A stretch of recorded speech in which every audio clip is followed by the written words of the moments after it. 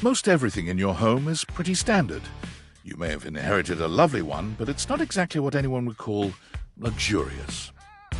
So when you find yourself bowled over by the nearly suffocating air of luxury and privilege in your bathroom, it's easy enough to pinpoint the source.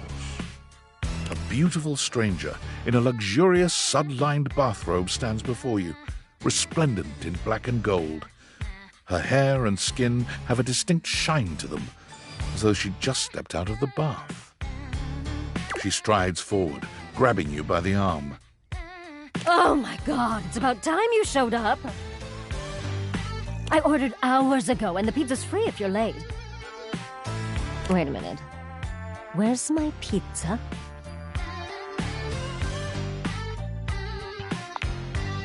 If you don't know what a pizza is, I'm not going to explain it to you. But man, you are not good at your job. She squints at you, looking you up and down. Wait. You look familiar. Don't I know you?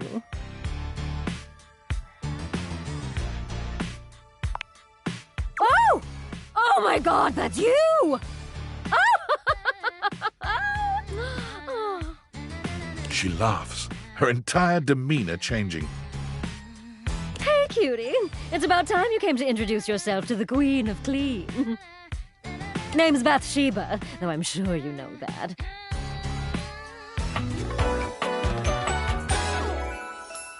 Oh, yes!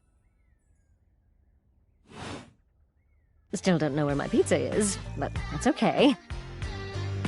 You're here now, so you can go get me one.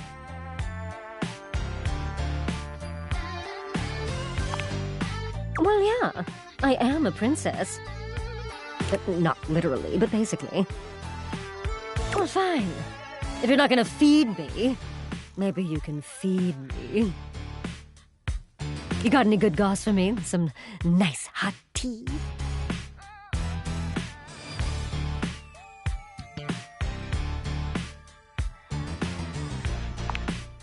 Well, I'm not a people. Is it really my fault I don't have people skills? Sounds like it's your fault, people. All right, since you're so unwilling to help little old me. You should use those people-y people skills of yours to get me some friends who will.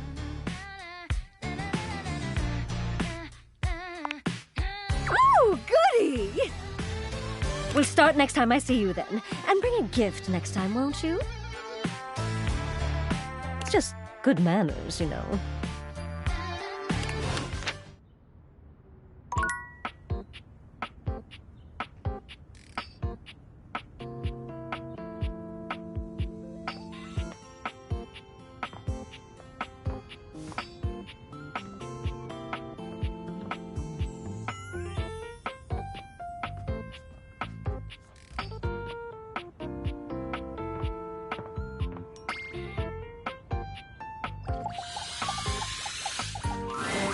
A petite pirate glares at you. There's so much to take in here. But you don't dare to get a good look in when he looks like he's contemplating running you through.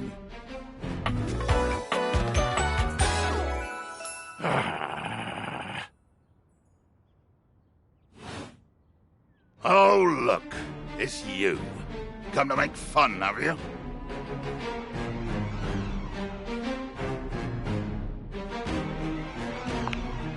Who else do you see? Do you legitimately imagine anything that cascaded out of that prompting, nagging mouth of yours could shock me? Do you honestly believe I could be shocked?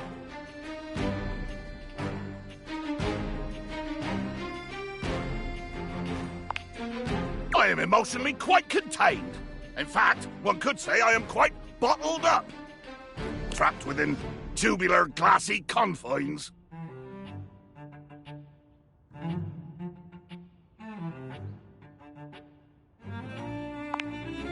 What in glossy hell is a burrito? Obviously I've never had one, if I don't even know what it is. What is it with you and excitement, positivity, sharing? Great Hades, it turns my stomach sour.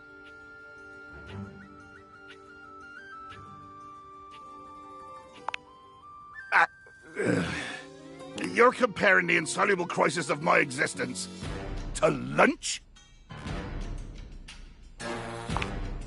Too much! The line is crossed! Your pitiful life is forfeit to my magnificence!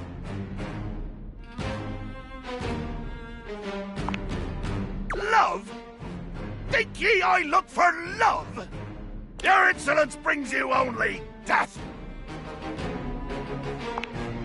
Dear sweet Davy Phones! If you insist on reducing everything to its simplest expression... Yes, I am going to kill you. Bear witness to your undoing.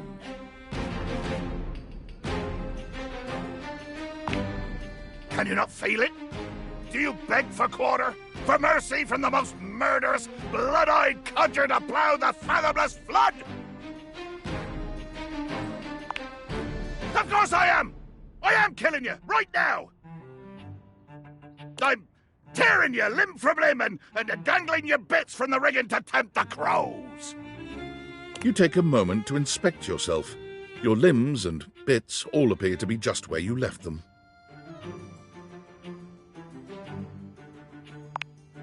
Oh, I am! I'm filleting your sorry rind! In my mind! Damn your hide, speculative!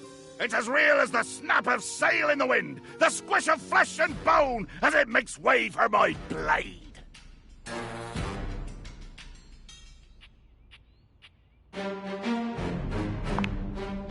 Ugh. Poetry! Never could stomach this stuff. Hold fast there!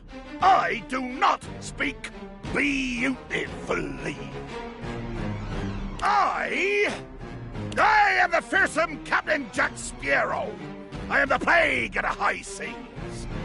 I deal in death, spectacle, and warning. I spout the macabre. I vomit forth danger and horror. There is nothing beautiful in my world, least of all my damned self!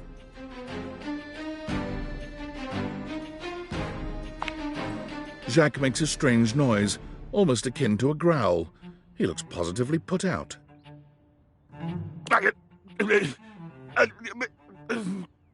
Damn! Oh, nothing. I was hoping you would argue with me and I could try and kill you again.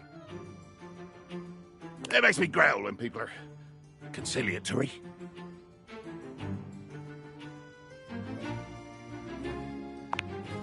No! Haven't you been paying attention? I want conflict! One more first step out of you, and I swear to Davy Phones I'll swing you from the yardarm!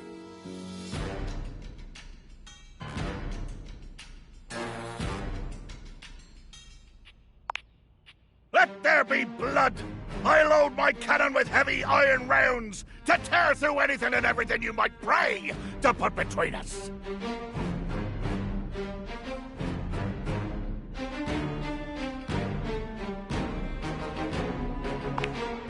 How dare you!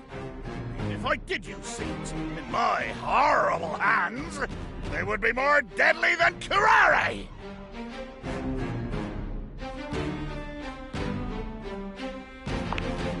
He must be devilish indeed, that a deadly elixir is at home in your gut. Oh, there you go again, you two-legged thesaurus! You toss words in my face like so many netted squid that I find that they strike me. They strike me.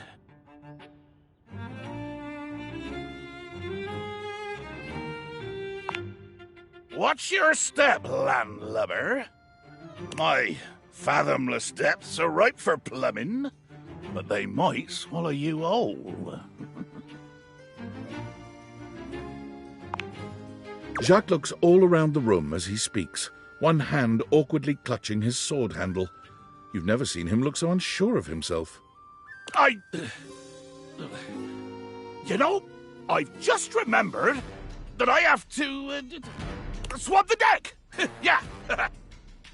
The deck needs a good swabbing before I do any intercourse. I mean, killing and battling and all the other lovely, violent things.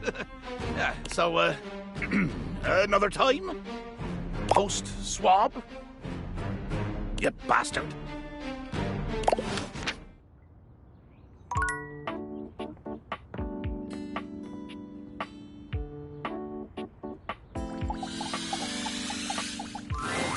A red-haired traveller lifts her goggles to peek at you, revealing freckled cheeks and stunning blue eyes. There's a friendly air about her that makes you want to hear her stories. Now, why, my love, you look some lost. Where are you longs to? Sorry, sometimes my accent comes out when I'm excited. It's made in Newfoundland, you see. This little rock right... She bends around and points to one of the patches on her jacket sleeves. Here. Friendliest folk you'll ever meet, but the dialect can be a little much for some. I'll try to speak plain for you. Name's Gaia, by the way.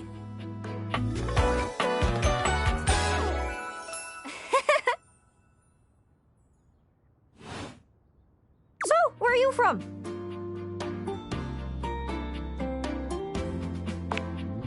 Oh, that makes sense with that accent I'm hearing on you. It's a right shame, though. See, I got all these countries and rivers and seas on my jacket. It's a collection I've been working on. And I know the names, but I don't really know the places, you know? I mean, heck, I got them all memorized even. United States, Canada, Mexico, Panama. The works. But without a story behind it, they all feel so far away. You'd think they'd be in arm's reach considering they're on my sleeves, but it's a brain problem. I just can't pin anything down without context. Without stories, maps are just paper. Dots and lines. The reason I ask where you're from is so I can shape the places in my mind with some kind of meaning. Because right now, it feels a bit like I'm just wearing a big vest of unchecked boxes. Geez, there I go, talking your ear off. Sorry about that. It's just... I'm having trouble putting myself out there, and I'm so interested in being out there.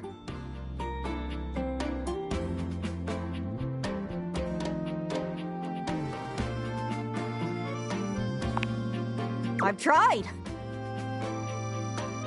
I want to talk to the others, but I think I must be too forward or something. I skip on up to them and I ask them about themselves, and they just run away.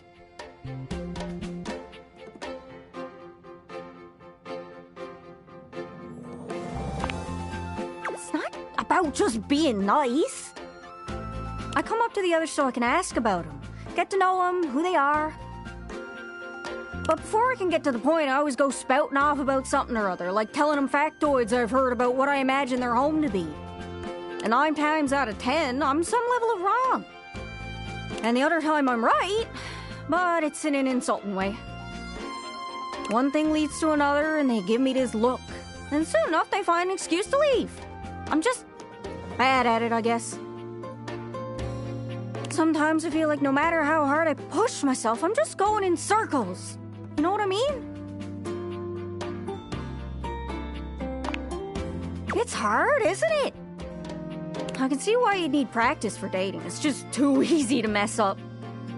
You say one wrong thing and poof, they're gone. It's so frustrating. Sorry, I think I might be Mercator projecting on your situation a little bit. Oh, I just had the best idea. You're running into the Four Winds, meeting with people and speaking to the others, yeah? I'm sure some of those folks come from other places, right? Travelers, you knows what I'm saying. Why don't you ask them what they're about? Get to know them a little better, figures out how they ticks, and come back, we'll have a yarn. Sound good?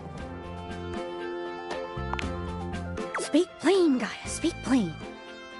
Okay, so, you're speaking with objects all over the house. You know how some of us have little labels that say things like made in China or hecho in Argentina on the bottom? Well, that means those objects are travelers. They come from away. They're from somewhere else. Somewhere on my jacket. Those are the objects I need to talk to. Those are the ones who can fill out my checklist. this map is uncharted. But if you can bring me back stories from those travelers, then I'd be able to write little notes down here and there, and pretty soon I'll be a bona fide travel guide. It's everything I've ever wanted. And you'll get a chance to practice talking more. Are you shy? I can help. People tell me that I never shut up. I can help you learn to never shut up. Doesn't that sound great? Right? I'm sure it'll work out. You scratch my cartouche, I'll scratch yours. What do you say, partner? Exploration buddies? Really? Oh, I appreciate it. Really saves me a lot of humming and hawing. You go out and find some objects from foreign lands. Oh, and let me know if you need any help. It's hard to explain, but I got a pretty good sense of these things. I can't give you an exact name or anything for who to talk to, but I can get you close. It's kind of like a geocache.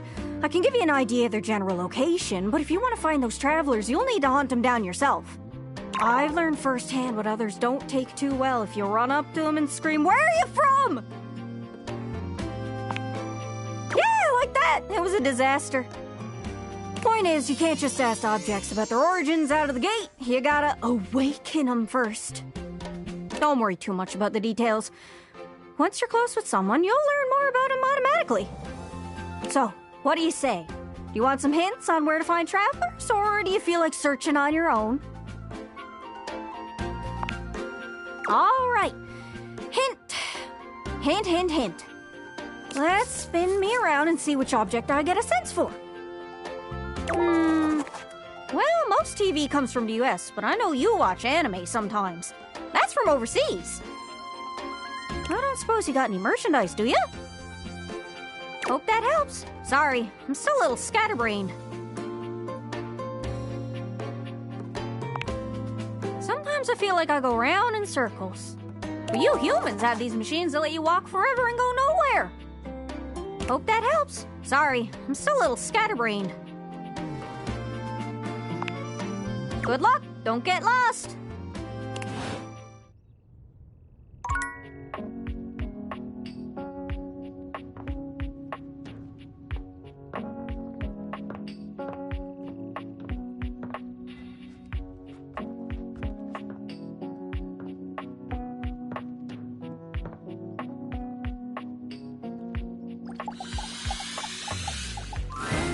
You approach the breaker box, and it isn't anything like you remember. It looks almost lifeless. There's no boisterous crowd, and the sign buzzing dully in the window reads "Closed." The door hangs ajar, like a slack mouth. You push through, though, and find Eddie at the end of the bar, nursing his usual cocktail. Huh, you actually showed up. I guess that means I lose. Good to know. A little inconvenient for me, but good to know. I made a bet. Was pretty sure you'd back out. But I guess there's still time. You'll probably change your mind once you realize what you signed up for. Eddie sets down his drink and shrugs out of his vest. He begins rolling up his sleeves.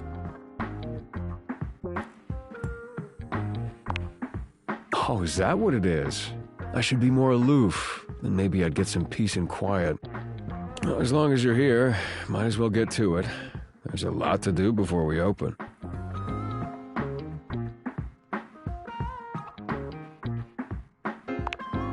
I can't exactly get much done with the entire house crammed in here. Usually I take care of all the maintenance after hours, but we've been so slammed lately there just hasn't been enough time. Things are breaking down faster than I can get to them. And trying to do anything while the club is open is essentially pointless. There's always questions and distractions and polite conversation. It's exhausting.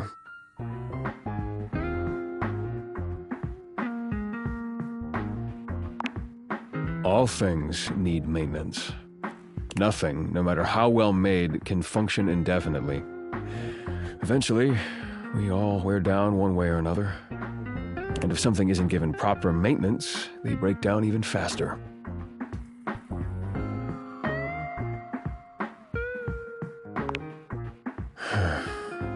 Then it becomes useless, doesn't it? Now, come on, we're starting with the wiring backstage. Oh, and grab that tool bag. Though you are not a natural handyman and Eddie is not a teacher, the two of you manage to make decent progress through his to-do list.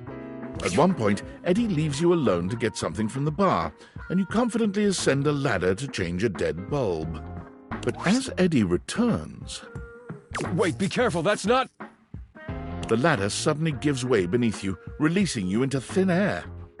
But a split second later, Eddie is there, strong arms outstretched to catch you. Stable. You all right? The customary ice in Eddie's eyes, just for a moment, has melted.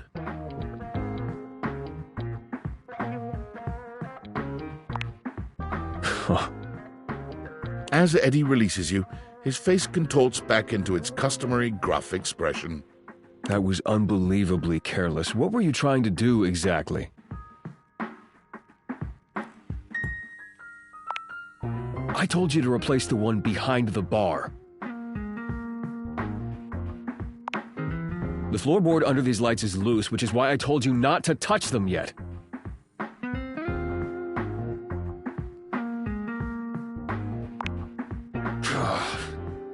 Just pay more attention.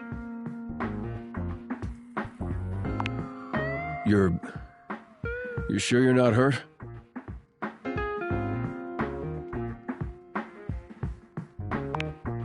You're welcome. Let's not make a habit of it. Now, go get the ladder and put it behind the bar this time. The next and last phase of your work proceeds without incident.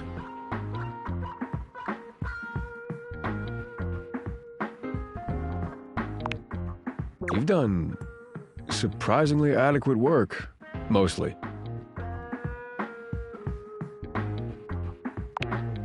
No, you had an excellent teacher. If you'd only had a pretty good teacher, you probably would have electrocuted yourself. Twice. And we got through more of the to-do list than I expected. It's probably good enough for today if you want to, head out.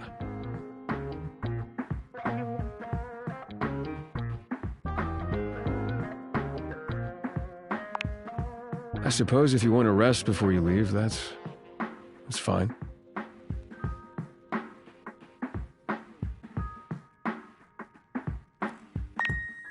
Not everything. These things take time. Look, next time we'll get the rest. Just need to do a little more work and it'll all be fixed. Yeah, I'm always okay. See ya.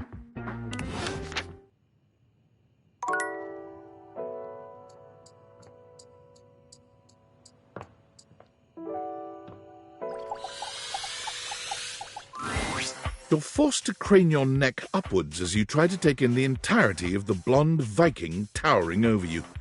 He stares down at you, cutting a truly intimidating figure.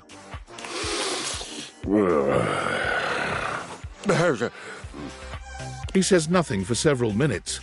You begin to wonder if perhaps your cross-trainer is broken.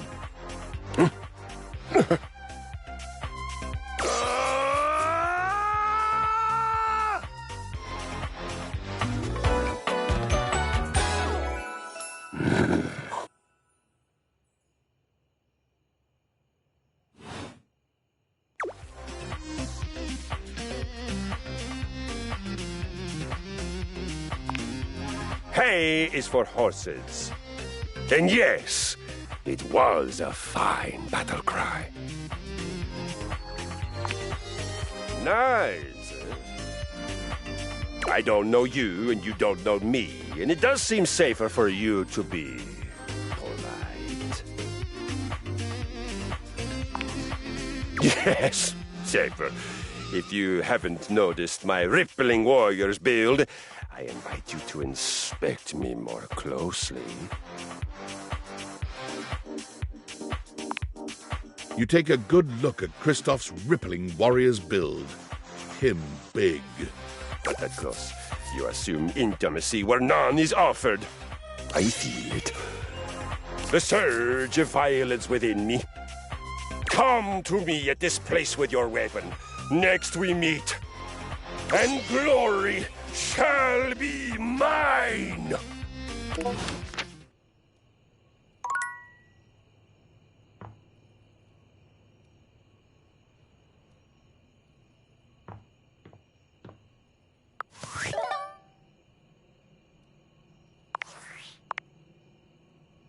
Yo, I know it's been a sec since we talked, but I've been sitting here trying to work, and all I can think about is the fact that you're, like, dating your couch and your TV.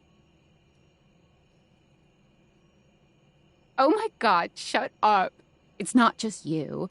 It's you and a handsome man version of your toilet, holding hands and whatnot.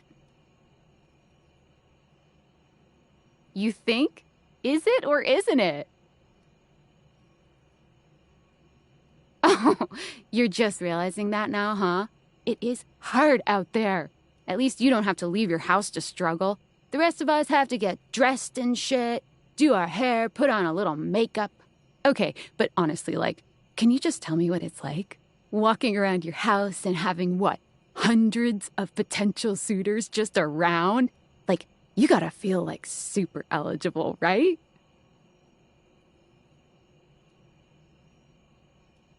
Hey, you just gotta take it one date at a time. I just gotta know one thing. When you're out here dating your appliances, are you guys, you know exactly what I mean. All right, keep your secrets. If you don't want to kiss and tell with your furniture, who am I to make you? All right, well, I've wasted enough of my workday. All my love to your household object lovers or whatever. Bye.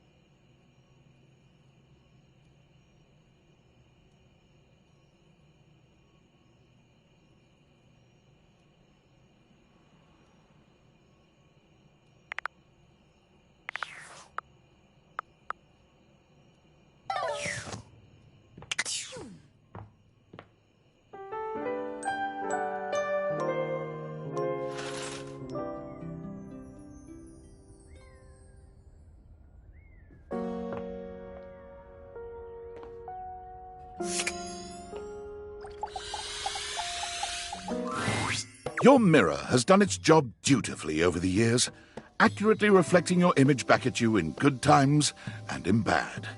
But today, there is no reflection for you to scrutinize. Only a long-haired beauty who looks at you like you're a work of art.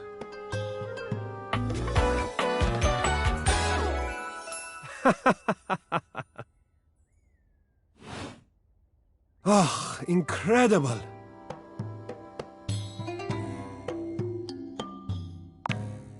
Amir throws his arms out to stop you, gesturing to you to stay where you are. No. Don't move. Step back into the light. Yes. Breathtaking. Look at you.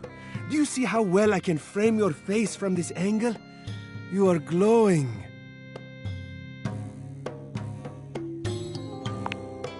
When you are accustomed to the extraordinary, even the extraordinary appears mundane.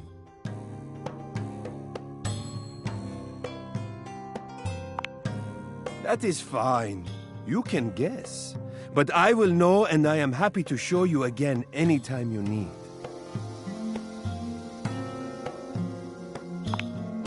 Yes, I am for reals. I am standing right here in front of you. Are you for reals? You come to me with any doubt about what I see so clearly. Your radiance. It is possible you are not for reals.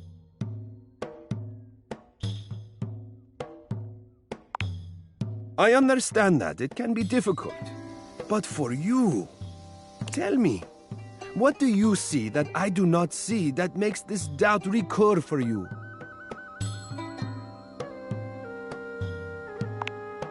The sign of a busy mind. That fatigue you see speaks to your many accomplishments. Still, rest is vital for your health. Best to make some time for that, don't you think?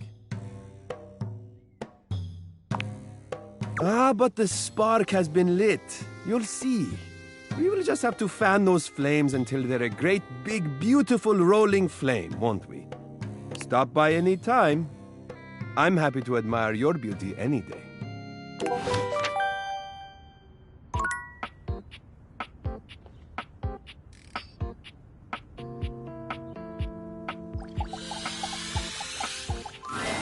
It's not all that surprising that your towels would have a look that one can only describe as fresh out of the shower. The fluffy terry cloth clothing and glistening skin are expected. What you did not expect to see, however, was a six-pack you could do your laundry on. Wait, hold still. He holds his hands out in front of him, stopping you in your tracks. You didn't do anything. He backs away from you, slowly and carefully. Just don't move. Ooh, there's some water on the floor. Let me get that before you slip and fall. He bends down to mop up a tiny puddle, standing back up with a grin. There, all good.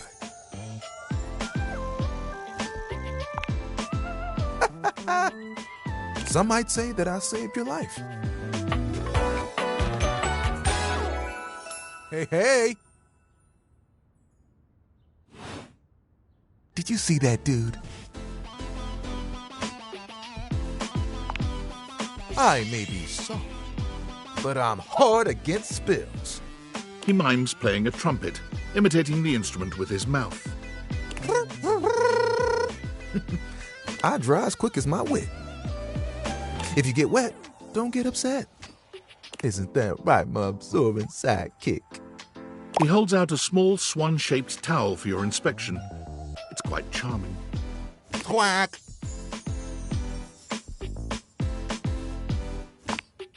Oh, this?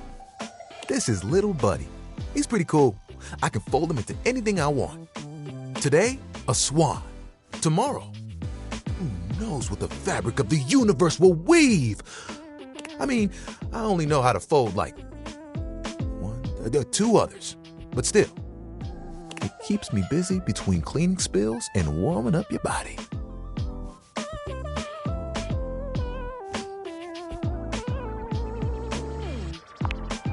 Oh, you are a forward one, aren't you? I'm glad you think so. I'm a plushy guy. Gotta say, this is the most fun I've had talking in a while. I keep myself pretty busy with my job. Spills happen every day, no big thing. But the hard part is getting dry. For the big jobs, I work with Washford and Drysdale. But I work pretty independently, you know?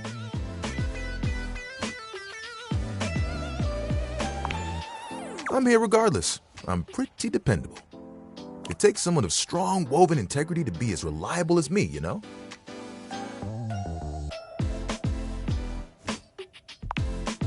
I mean, who doesn't? There are things I want to do, but my job is important, you know? Those spills ain't gonna unspill themselves. And I won't be spilling things to you until I get to know you better. So, let's make a deal. Next time you see me, I'll show you something cool. And maybe I'll tell you a bit about myself. I'll show you an idea I have.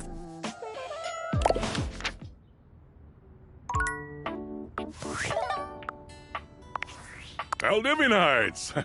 Salutations, and a good greeting from your CEO, David Most. Wow, the other night was quite a lively celebration, wasn't it? Honestly, I don't remember much. Which means Sandy in corporate events planning did her usual bang-up job. Inspirational work, Sandy. Way to earn that 3% cost of living bonus. Keep it up and undoubtedly you'll be CEO one day. Unfortunately, sometime during the festivities, my sunglasses seem to have been misplaced. By who, exactly, is impossible to know for sure. We've combed every inch of the hotel, and they did not end up in the lost and found. So it seems likely that someone mistakenly took them home. Honestly, they're worthless. They were given to me by someone special, and they do have some amount of sentimental value. So if you have any information related to their whereabouts, please email me ASAP. Oh, and if someone from the press happens to reach out, they were definitely just normal sunglasses and not a highly classified prototype we're secretly developing in conjunction with the federal government. Unrelated, please bid a fond Valdivian farewell to Sandy in corporate events planning, whose role has been eliminated due to ongoing workforce optimization efforts. Best of luck in all your new endeavors, Sandy.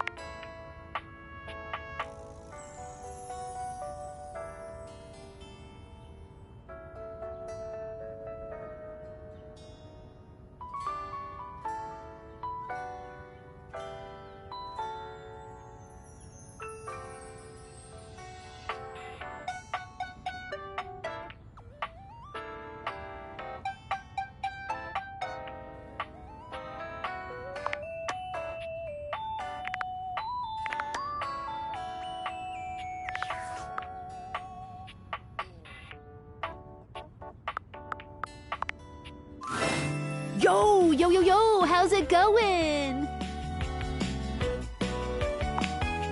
Yes! Okay, there's a little tidbit I want to share. You might be wondering how all this dating technology works. Yeah, I thought so. If you're ever curious, you can ask about my mysterious inner workings in the Chat with Me menu. What can I do for you in my main menu? Oh, let's. There's lots I can chat about. Me? Relationships? My favorite subject. What do you want to know? Not yet, but just keep pressing. Let's go back up a menu. It's the chat menu. What do you need? Scoochin'. Anything else? Ooh, that fantastic red shirt is looking rather nice today. Oh, yeah, I'll miss you.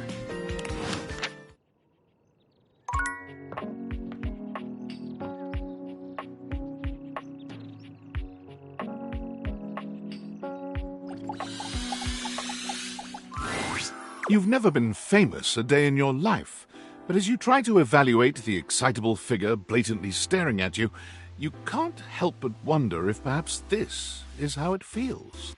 She looks at you like you've just announced she's won the lottery, her eyes wide and her jaw dropped. Oh my god, this cannot be real. I must be dreaming, right? This is totally a dream. It has to be.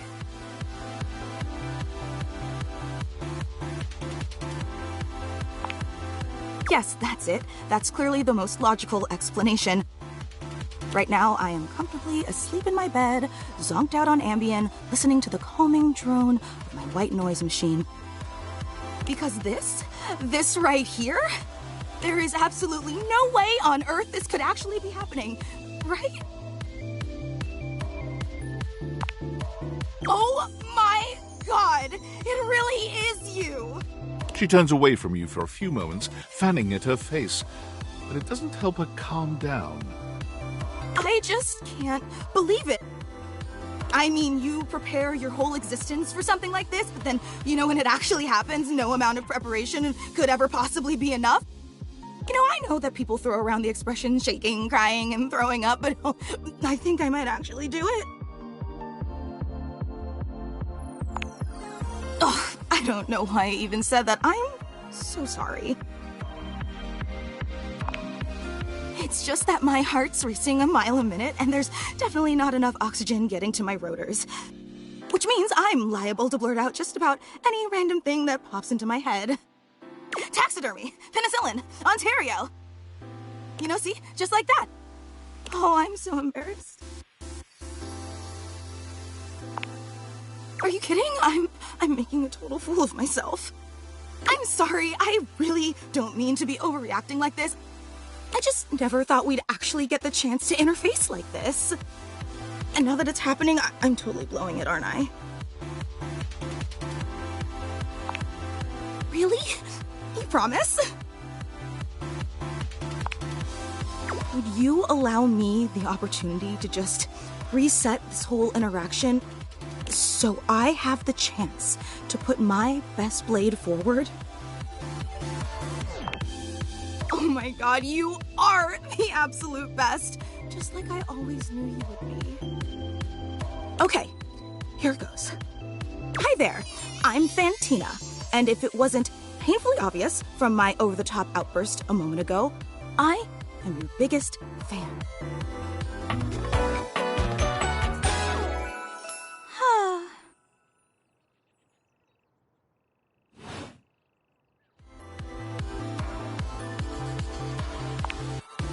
Oh, I'm so glad you feel that way. I've been a huge admirer of yours since the second you brought me home from that discount electronics outlet all those years ago. Just everything about you is so unbelievably impressive. I'm constantly in total awe.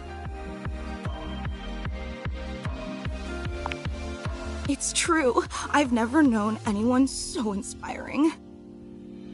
The way you wash the dishes, making sure they're sparkling clean even before you place them in the dishwasher.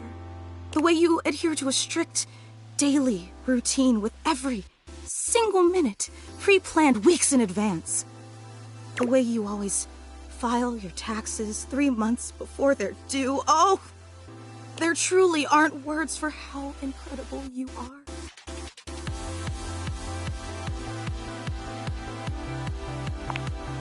Of course, I just want you to know how absolutely inspiring you are. You know, I really don't want to bother you any more than I already have, and I know your time is extremely valuable, but I was just wondering... No, it's silly. Forget I ever said anything. Well, I was just wondering if it's not too much trouble. Would you be willing to sign one of my blades? Just so I have something to remember this amazing moment by.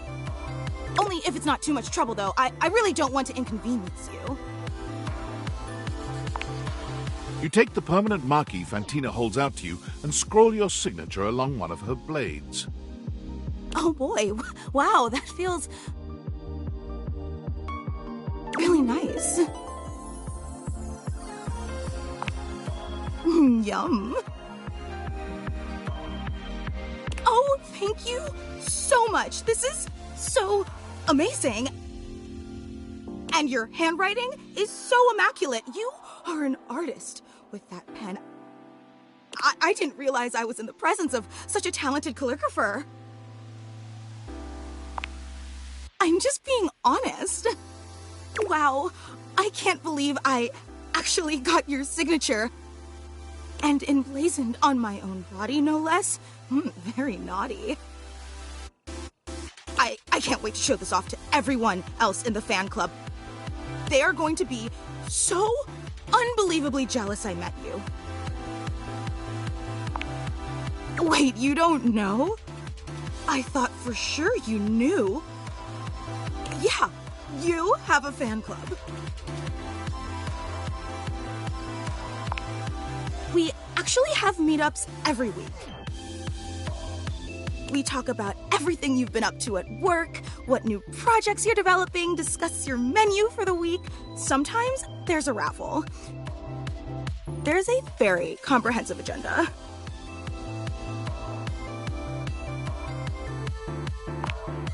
Actually, we're having our... I would never want to impose or overstep, so please tell me if this seems inappropriate, but if you're not super busy... Seriously? You mean it? That's so unbelievably amazing of you. Oh, I can't wait to tell everyone. Thank you, I can't wait.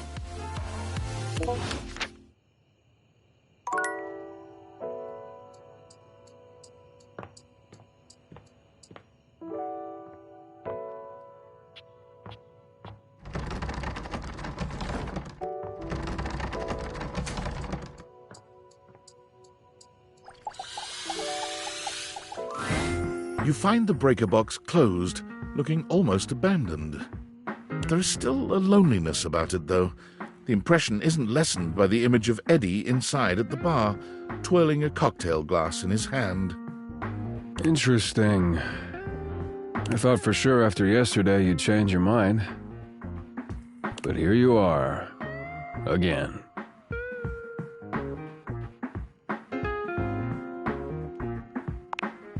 Really?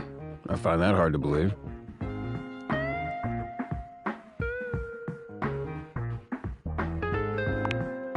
Right.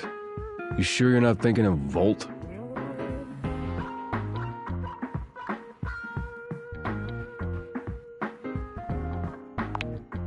What?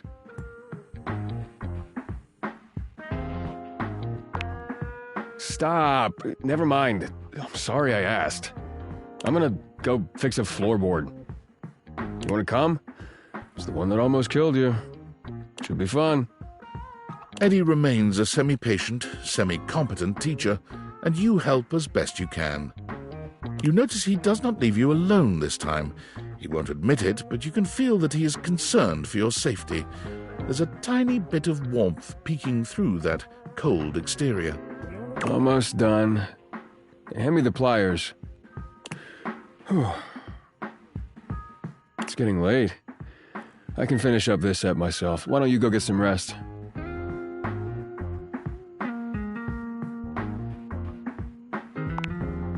Suit yourself. It's fun to watch Eddie work. There's a real satisfaction in seeing just how dedicated he is, how skilled his hands are. But this time, there are sparks in the current. By the time he's finishing up, he looks exhausted. With a heavy breath, he seals off the final wire and sets the pliers down. Drink?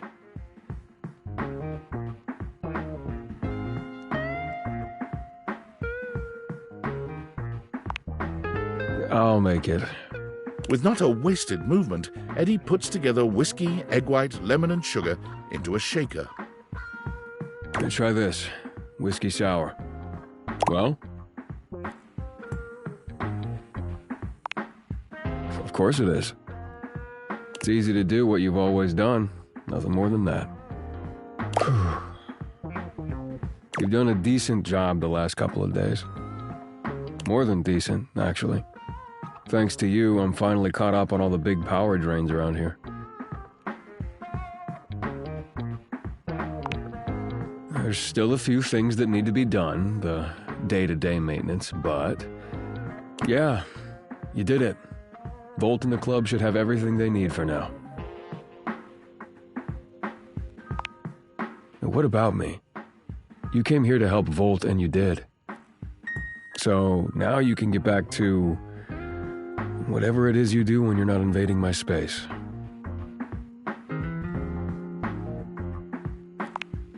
What?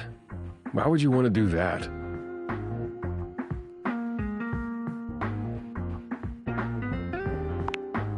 I guess because no one has before. But hey, it's your time.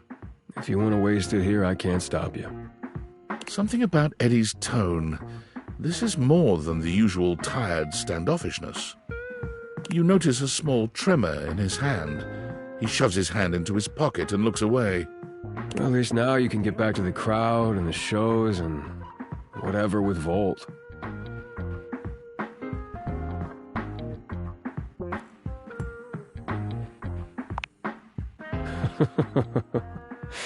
Yeah, Volt always puts on a good show. Who could resist, right? You'll have a good time, I'm sure.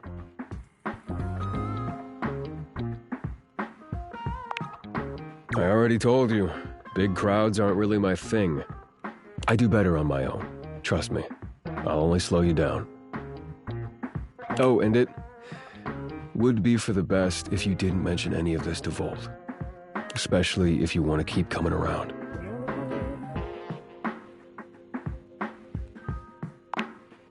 Volt can be protective when it comes to this place, to what we do. It's a point of pride for him. If he found out you'd been helping, and that's why the power suddenly stabilized, it would probably hurt him. A lot. So for now, let's just keep it between us, okay?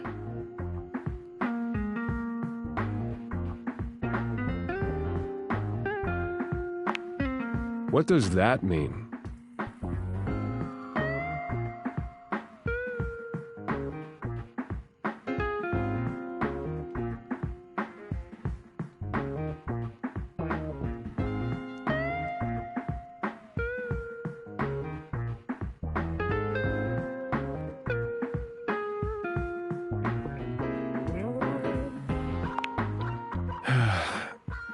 Fine, whatever. Yes, okay? If he knew what was really going on, he'd probably be pretty upset with me, too.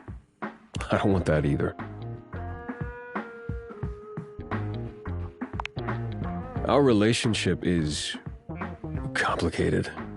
He was there for me during a really dark time. He took care of me. I owe it to him to do the same. Can you help me do that or not?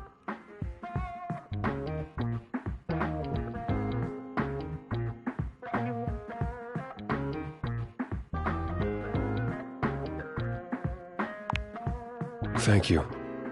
Eddie's exhaustion doesn't lift as you finish your drinks, but through the silence you feel a companionship flourish, quiet though it may be.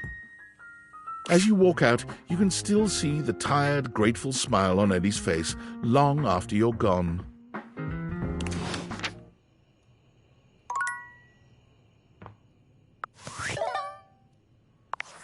Unfortunate about Sandy and corporate events planning. She was responsible for all the best Casual Friday themes. Now that she's gone, there's finally nothing left of the 7 pioneers.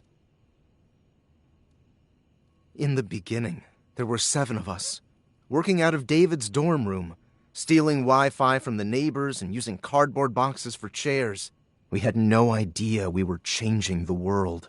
We just wanted to design a more efficient paperclip. But then the money started flowing. Money always changes people. Didn't take long for the 7 pioneers to be whittled down to 1. Bingo. And all this?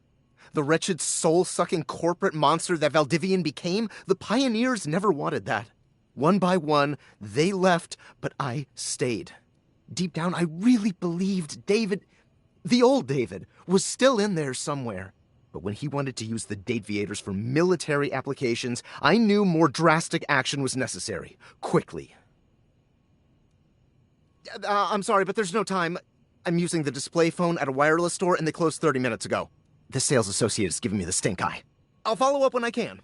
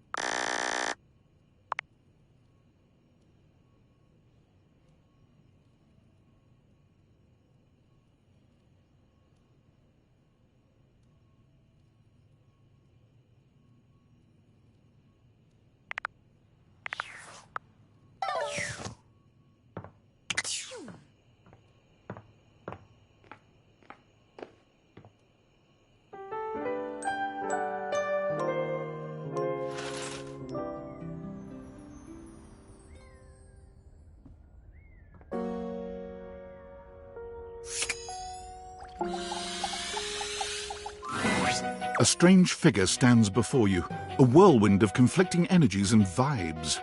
Manic and dignified, friendly and intimidating. She's dressed like some sort of quasi-Victorian text-themed aristocrat. You couldn't have imagined what the Date Theaters might make of your thoughts transcribed on paper, but if you could, it likely would not have been this.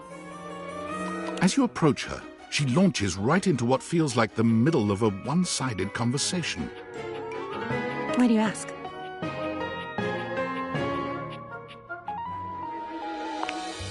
Oh!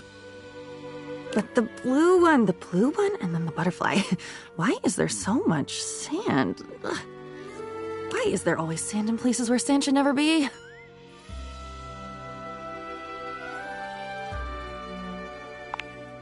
Into it, out of it. It's all the same. Into one thing is out of another, and on until you're dizzy and there's nobody to catch you because the basketball game started late.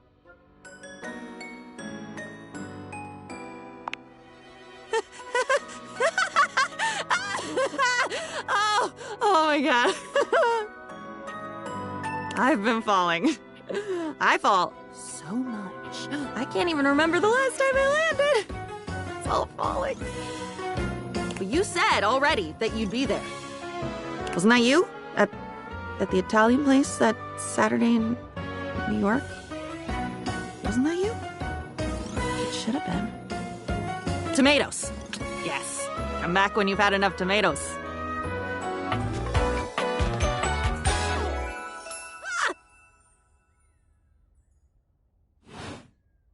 And with that, she is gone.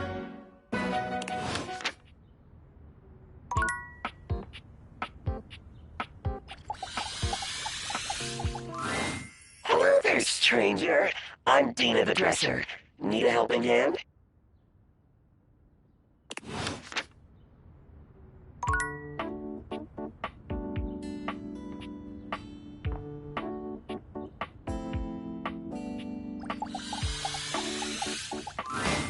It's Lucinda Lavish.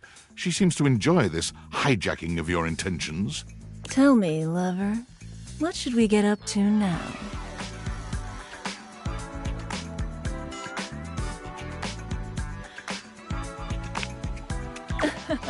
I love talking about myself. I'm Lucinda Lavish. I'm the extra cool DLC character who is, well, not really a dateable object per se, but more of a different thing. You know what I mean?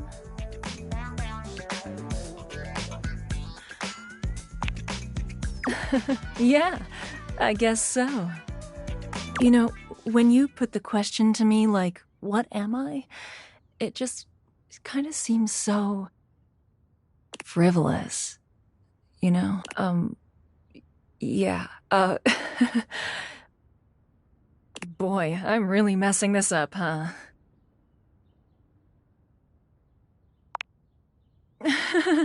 Yeah, ugh.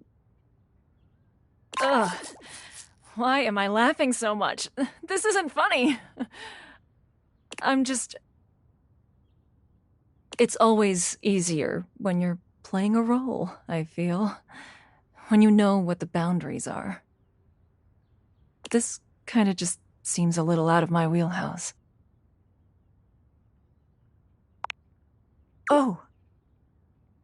You're right.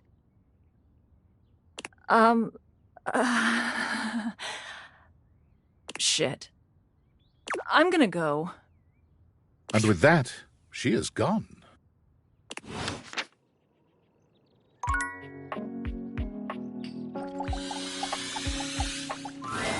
Tyrell yawns and stretches. He looks as if he might have been napping. What time is it? Did I oversleep? It's nice of you to come by when I'm off peak hours. Sorry that my shelf isn't more done up. I'm not much of a guest towel, you know?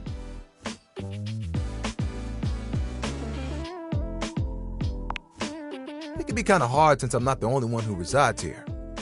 Still, I'm content with using the time in here to think of ways to fold my fabric friend into new shapes. Which, since you came by, you get to see my newest... Oh, I never know what to call it. Creation? Formation?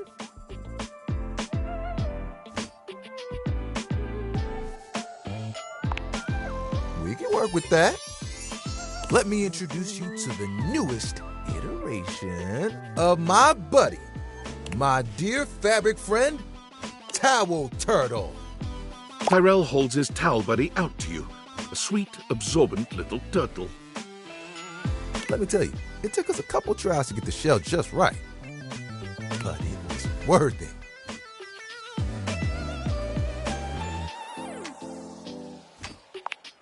What? Making towel animals? This really is just a thing for me, a way for me to express myself. Plus, me and my buddy have a special bond.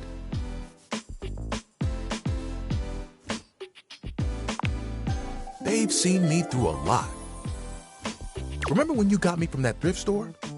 I was wrapped with my towel buddy. I remember you saying it was as good as new. Well, let me tell you, I've seen some massive spills in my day. Things you wouldn't believe. Did you know what pasta sauce can do to grout? It ain't pretty. What? I didn't have to take on the task alone. Nope. There was a team of us, all dedicated to helping keep things nice and dry. I was happy to be with my friends, working together. Hell, we used to hang out at the bathroom bar most nights and just chill.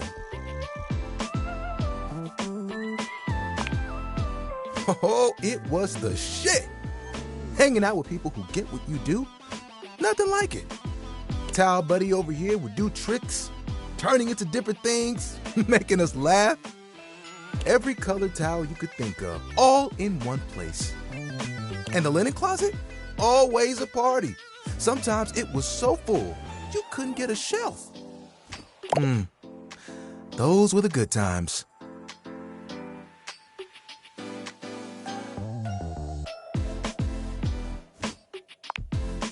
One hell of a twist.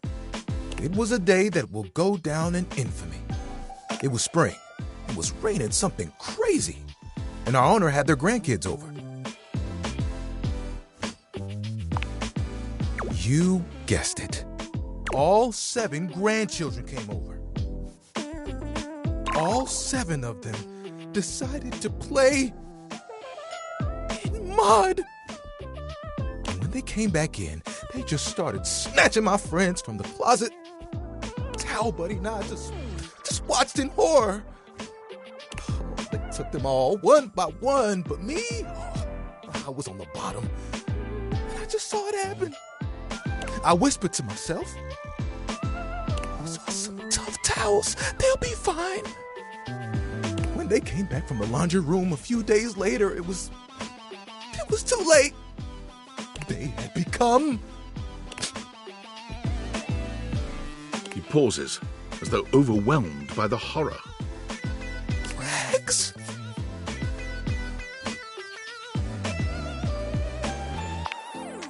Rags! You've got to be stain resistant to stay in the game. That grape juice, you can't let it stick to you. But if you let mud stay on a towel for days, oh, it can be too much. I know that if Washford and Drysdale had been there, it would have been a different story. They could have saved a few of them before the stain got in too deep. The way they were treated was way too much for them. When the rest became rags, our old boss wanted a completely new set. He saw that I was still strong and decided to donate me.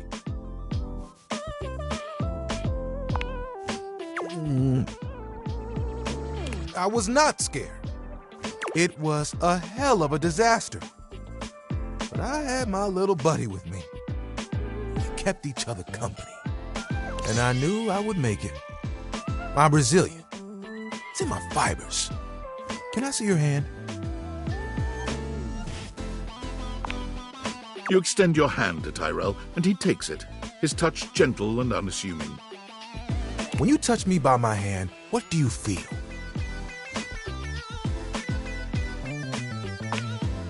You felt that too? I don't think it's just static electricity either. But there's something else. Feel the texture of my hand. the way I'm made. Soft but sturdy. Hard-working, yet comforting. I'm warm. You noticed, eh? And my little buddy here helps me channel all those bad things into a way I can express my emotions. All that to say, I'm premium. That's why they call me the Lord of the Rings. You get it?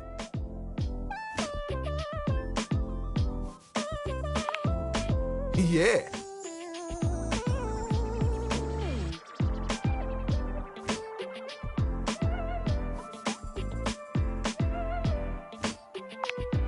I like it, but it isn't what I want to do forever.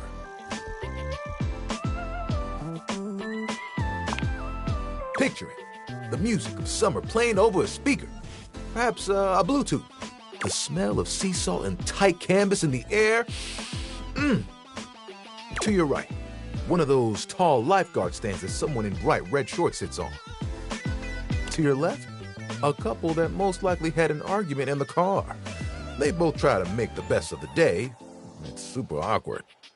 And there I am with you, stretched out in the sand, a giant umbrella behind us, blocking out the sun, and us just chilling. Can you guess what I want to do? Ding, ding, ding. That's right. Beach towels have it made. They just lay in the sand all day, taking in all the sights. At night, they get to sit next to a fire and listen to someone play one of 3 songs they know on the guitar. I'd still get to dry people off, and the sun would help me do my job better. And who could ask for a better view? Clear blue waters, open skies. My towel buddy could be there too. Oh, I could fold you into a fish or a seagull.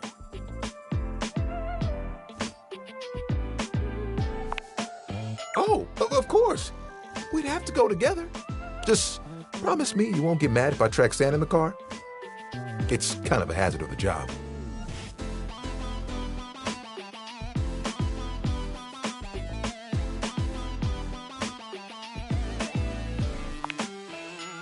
You would? You would leave the house for me?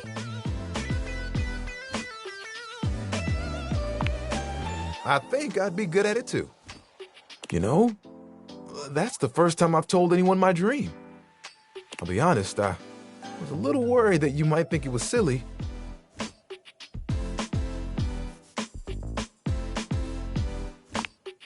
Tyrell fans his face with his hands.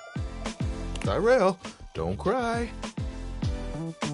Who's gonna dry you up? You're the best, you know that? And think of all the sunsets we could watch together. You and me, cuddled up real close. It would be like nothing else mattered, even if it was just for a few moments. Oh, that would be awesome. We've got to make it happen.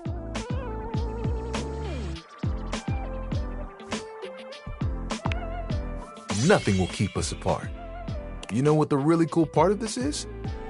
You're part of that dream now, too. Hey, I've got an idea. Towel buddy. Remember that one I've been saving for a special moment? I think it's time. We'll be right back. Tyrell disappears from view for a few moments. Yep, just like that. Tuck it under. Ooh, you look so good. When he returns, he holds his towel buddy out to you, now in a new and delightful shape. Well?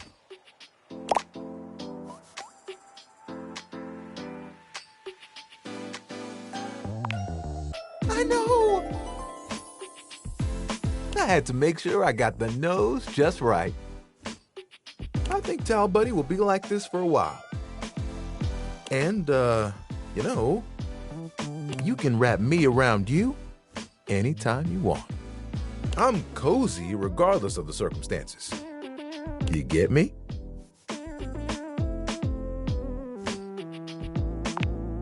Oh, sorry. I shouldn't talk like this in front of Towel Buddy.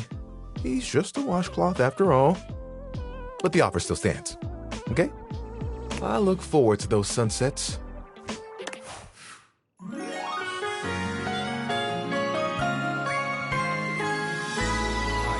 This is love.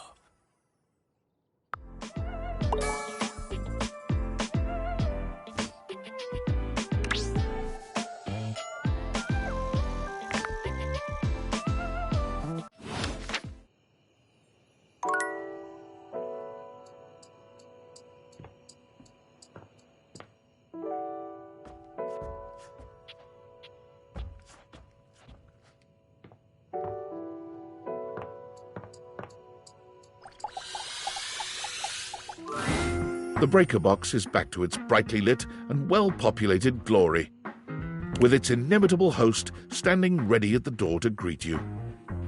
Livewire, you look ravishing as usual. Do we have the pleasure of your company for another evening?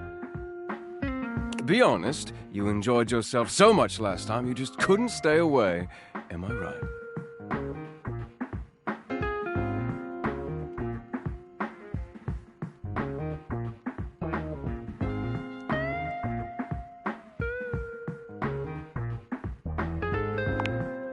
Is that so?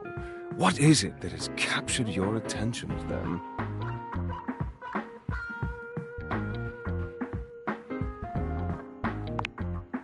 Do I now?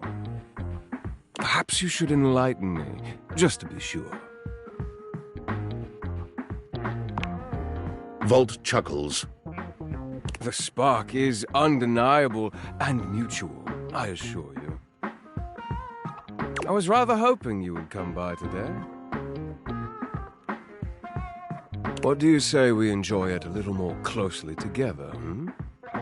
Care to dance?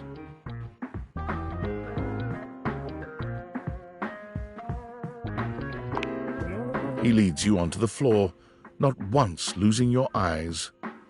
You move quite beautifully, Livewire. I'm impressed. The song has ended, but Volt has left his arm encircling your waist. He turns his face to yours.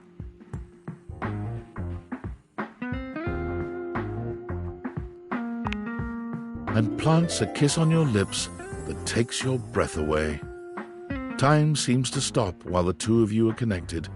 Your entire body tingles, as though you've just been plugged into an electric socket. And then, far sooner than you'd like, the song ends, and with it, Volt's kiss. He smiles at you, his eyelids low and hooded. It's far too easy to lose oneself with you. Loath as I am to say it, I must leave to start the show. For the first time that evening, the power begins to fluctuate. It's louder than it has been before, and it does seem to go on. Don't let the surge fool you. My power is just fine. Don't think I'm done with you yet, Livewire. Volt leaps onto the stage as you settle into your seat.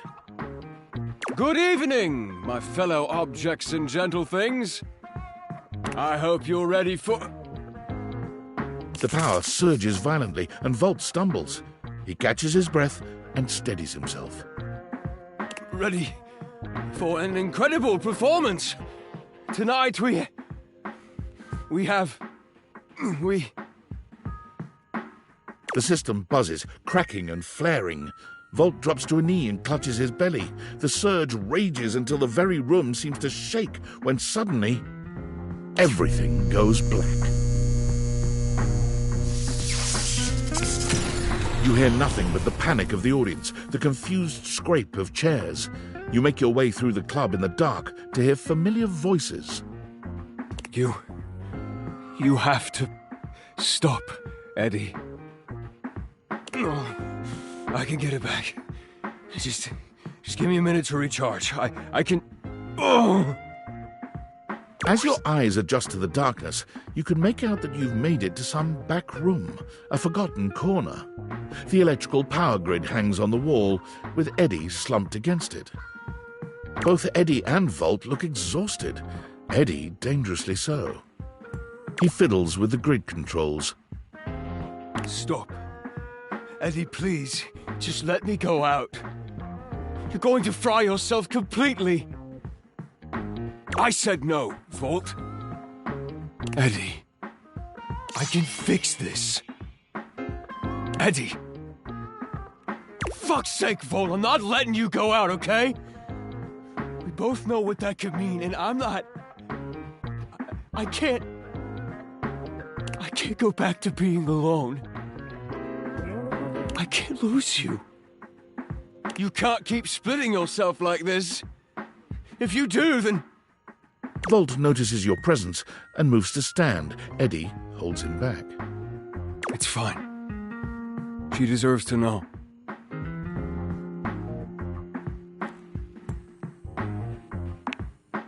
I'm failing. The power is failing and I can't stop it. Eddie leans back against the grid controls, his posture crooked and jagged. He seems ready to combust from the inside, but years of control are keeping him standing. For now. It was slow enough at first. I didn't even notice it. Small fluctuations, random surges. The entire house depends on my power, and it's my job to keep it stable for them. To keep them all safe. I had to work harder to compensate. I thought, if I could outlast it, it would all balance out. But it only made things worse. Even more unstable, so I had to push even harder just to keep up. And then it just became normal. To always be completely drained, barely hanging on. I don't know how long it took me to realize that it was my fault to begin with. My faulty wire. I was the problem. But I couldn't stop. They still needed me.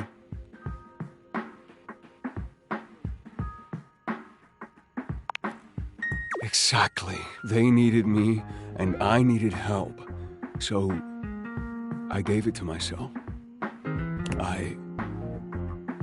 I split myself, so there was more of me to go around.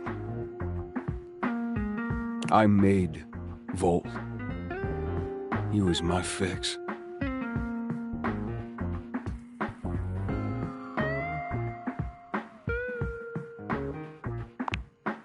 Here, and still perfectly capable of hearing you. Thank you very much.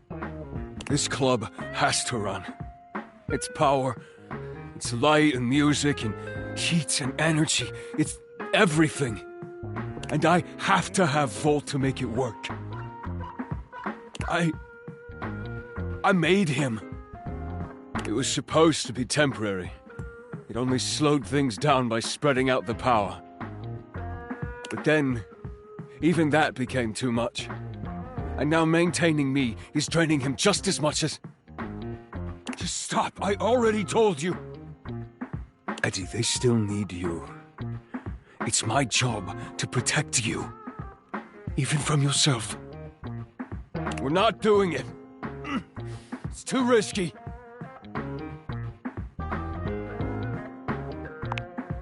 The faulty wire. Volt, don't! You have to fix the wire and reset the system. If you do that, Volt could disappear. I don't know if I can bring him back. Please. You can't.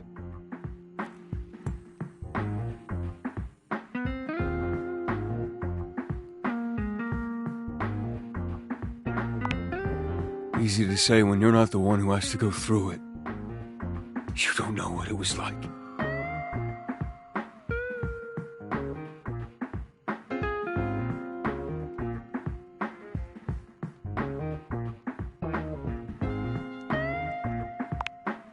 It's the only fix left, Eddie. We have to try. Eddie sits there for a long moment, then finally nods. You remember where the tools are? I'll walk you through what to do.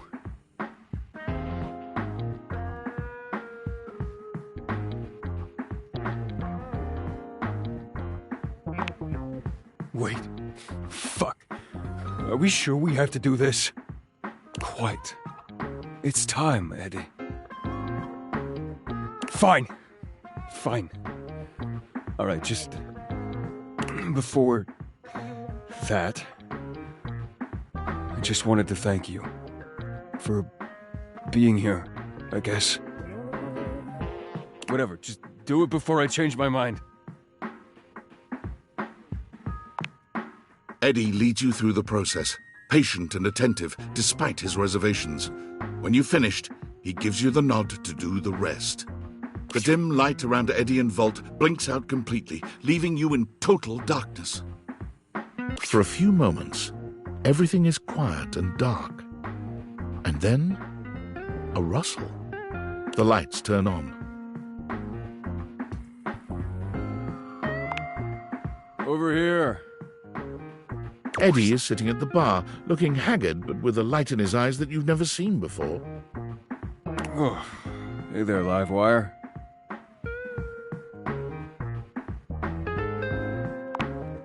I feel good. I'm pretty tired, but after a reset, that's normal. I don't know. I just feel stable. I'd almost forgotten what this felt like.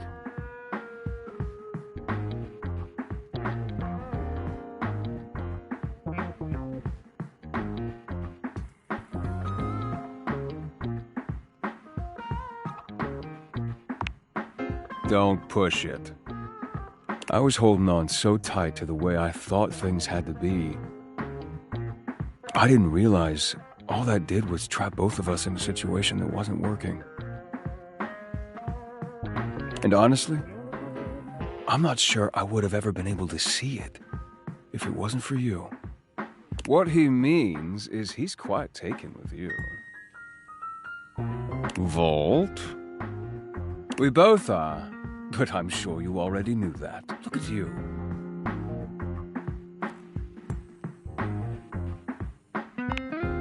As in, do we really have to spell it out?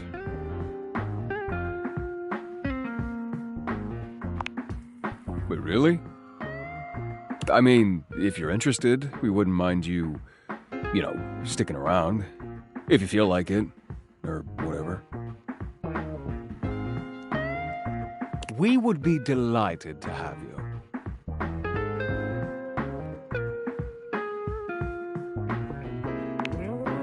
All right, well, if you're gonna stick around, might as well be useful. Come on. You remember where the tools are? Let's go. I'll send over some drinks.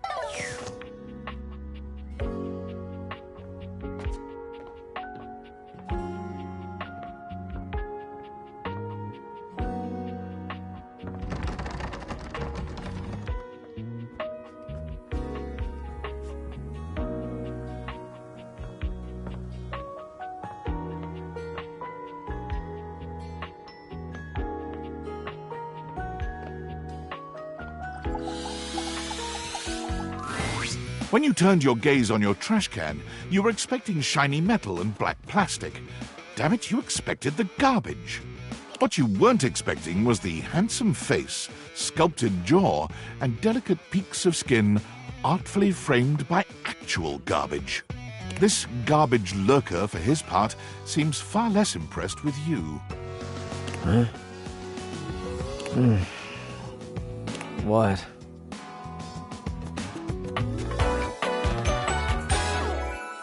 Huh?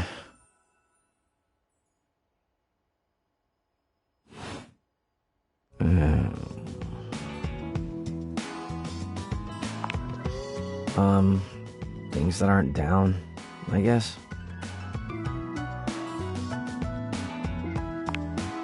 Yeah, I make those from time to time. Try not to look so shocked. Have anything for me today? We do this every day, lady. What'd you bring? I'll just wait.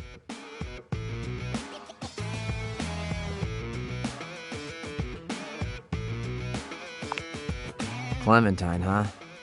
I'm guessing you're not throwing away a song about the California Gold Rush in 1849. Okay.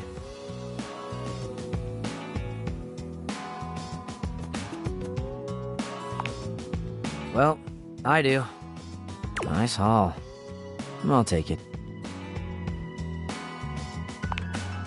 You hand your trash over to Cam, and he takes it from you, pocketing it without another word. And you're still here. Wasn't planning on it. Now you go.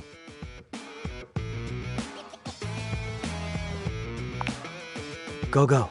Be free. Damn, Chuckles. Bye.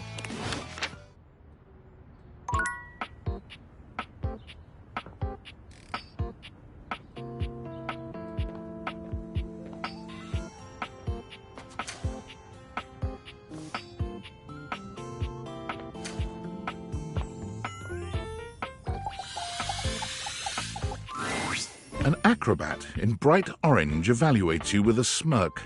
His hair is streaked with grey, and there's a twinkle in his eyes that tells you this guy is definitely going to keep you on your toes. Well, hello there, new face. I may be quite excited to meet you. Yes.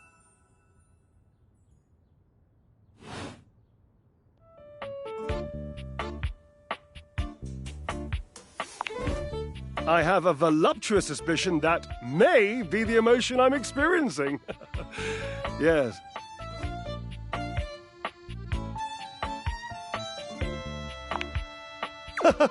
But of course you are. How could you not be? Look at me after all.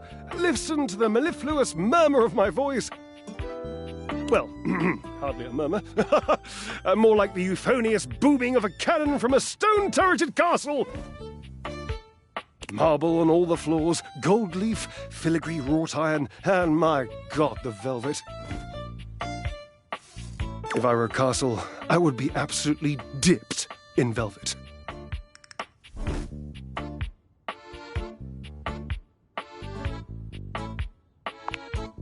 If that was intended as some passive-aggressive hint for me to lower my personal volume, allow me to adjust myself upward a notch or two. Moving on. I do get distracted, don't I? Just so many wonderful things about me on which to expound. My form alone is a temple of wonders. Which part is your favorite?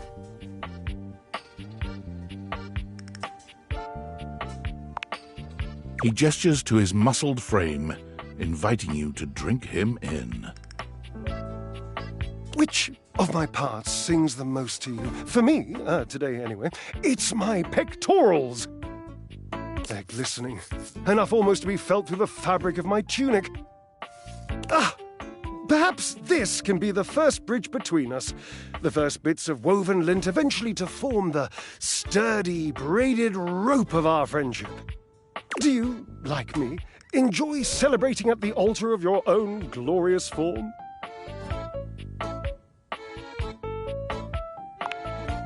Ha, indeed. I am an enthusiast for anything that challenges all sides of my glorious vessel. Jerub, I cannot even begin to tell you, but I am nothing if not inventive, fearless, indefatigable. Ha! Devilishly so. I haven't given up hope that I'll yet be able to craft a perfect metabolic masterpiece. Gasp! I've had a sudden flash that I should feel excited, but I am not sure why. Explain yourself, brain! Oh, no, wait, I figured it out.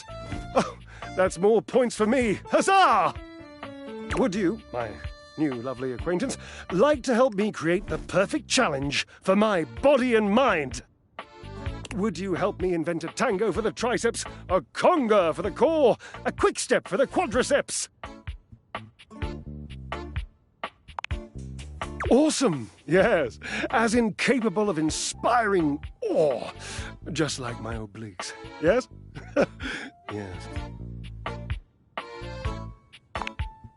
I know, I can lie down with Florence, grasp Titus by her intimidating epaulettes, and Russian twist her for 3 sets of 20!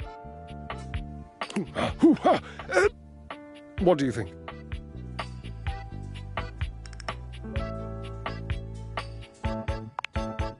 Florence, the floor. You haven't met Florence? Ah! She and Mare Celia are my 2 favorite dishy divas. We get together, a little Lambrusco, raise a little hell. She hates working out, but I'm absolutely sure she'll support me. Oh, I made another joke. That one wasn't even intentional. I'm amazing.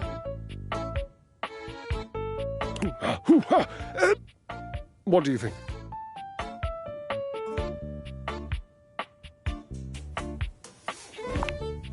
Oh, Cherub, you're right. I didn't even think of that. So, you've met her then? She might not appreciate being included in my sweat sesh, but Twisted... Let's just say she has some dark and deeply held feelings.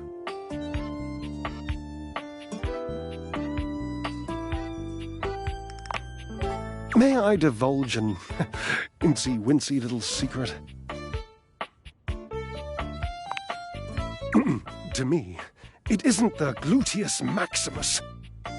It's the glorious marvelous. It's my favorite muscle group. I even love sitting on it. I'm that much of a fan.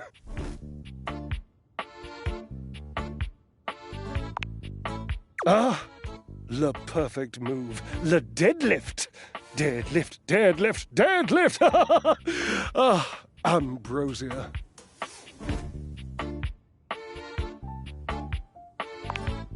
Look around. What do you think?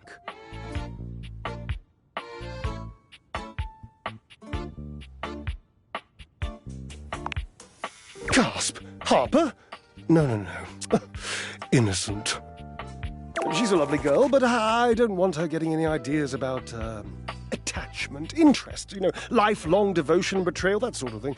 She's, touchy.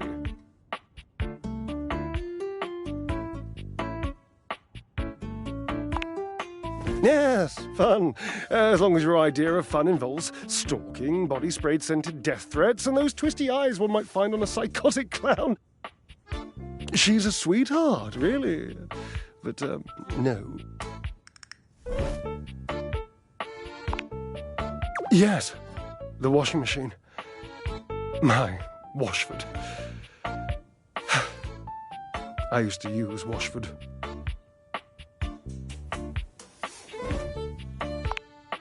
Honor thy glues.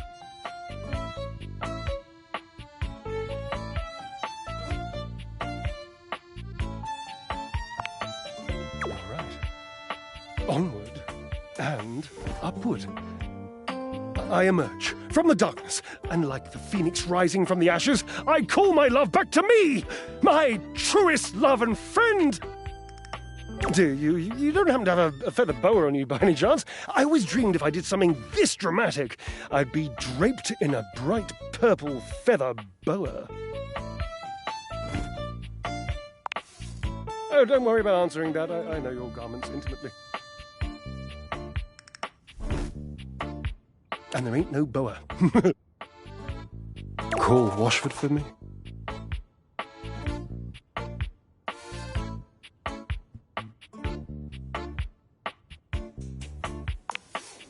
Yes, obviously. If it were genuinely far away, this would be so much less torturous. But as it is the stuff of pure drama. Sumptuous, don't you think?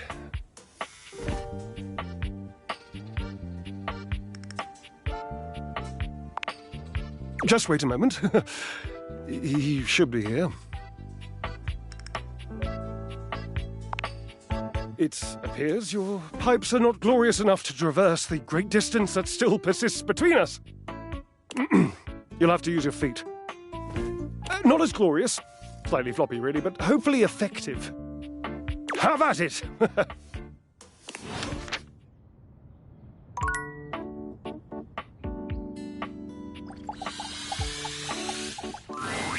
A handsome acrobat greets you with a small yet theatrical little bow, placing a hand on his chest and tipping his head forward.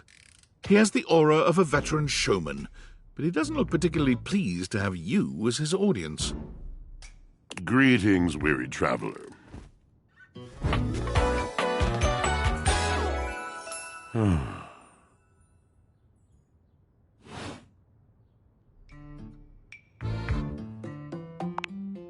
You seem taken aback. Quite natural. It was not my intention to frighten you, though I grant I'm known to be a disquieting presence when I'm in a mood.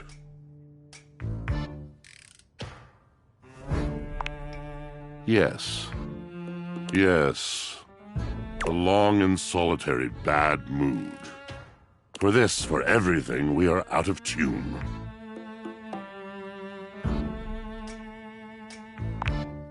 You aren't serious. You jest.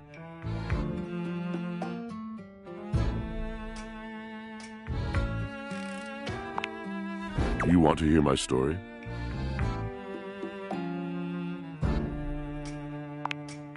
I am a servant to the drama of the heart.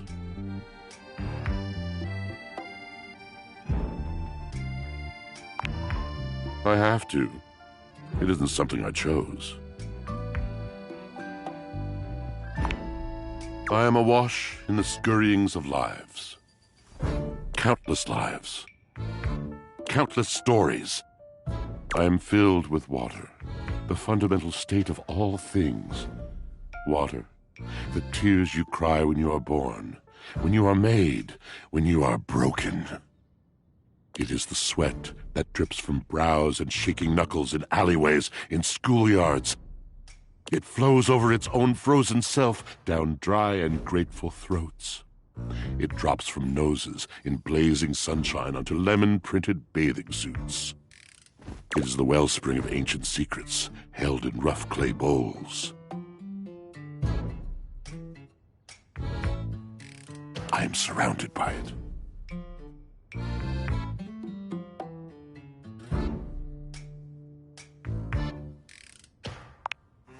You cannot know the agony that exact decision has caused me. I cannot talk about it. You'll have to ask Drysdale about it. The pale betrayal. You have no idea. But not only that, not only do I hold the limitless, the unfathomably simple, I hold the dirt of life. The blood stuck in denim from skinned knees comes to me. The stains of earth from a weekend spent burrowing into trees and the slimy, crawly things. The makeup smeared onto shirt collars and cuffs, streaked mascara, and embers of a lipstick that blazed once.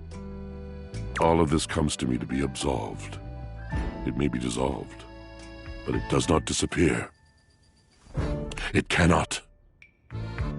Nothing does.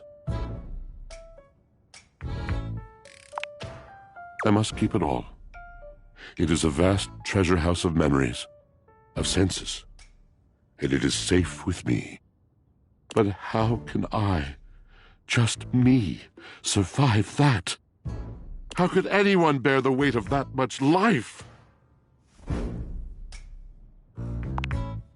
It is the words. It is language. To be able to communicate, to share the burden. It is poetry that keeps me afloat in my own sea.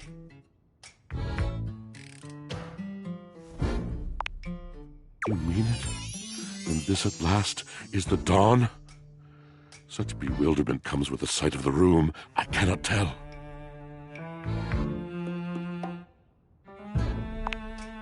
I have lost my only friend.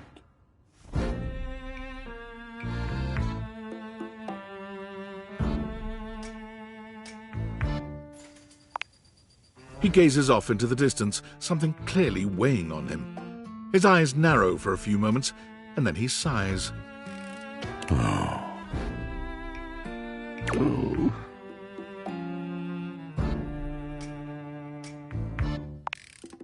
Yes, my God, haven't I done enough?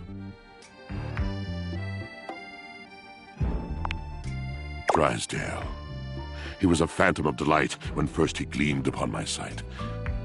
But we are quite forsaken.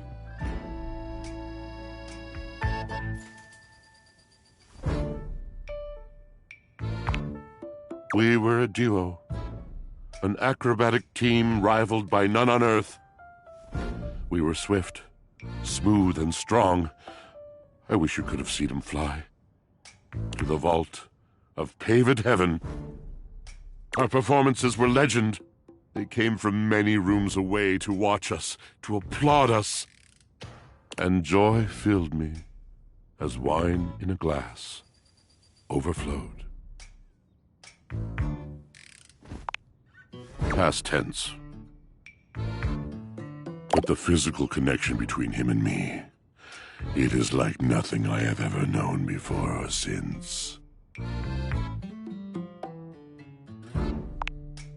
He does not need poetry like I do. When he talks, it is a breeze to my tempest. And to him my tempest seems but a suggestion, a rumor of rain in another man's country.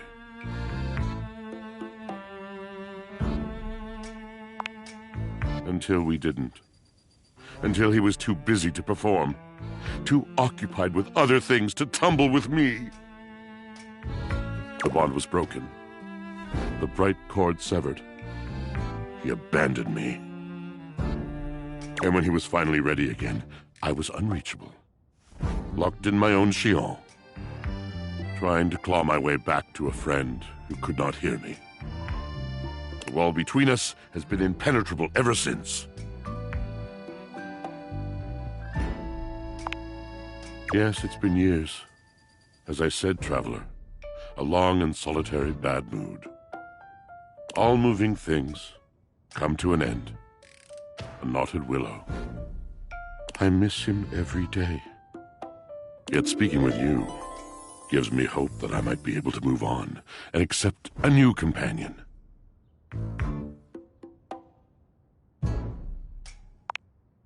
You're asking me to have faith. I would be hard-pressed to acquiesce if not for, well, I've tried everything else. Thank you, sincerely, for listening. It has been so long since anyone has stopped, has heard me.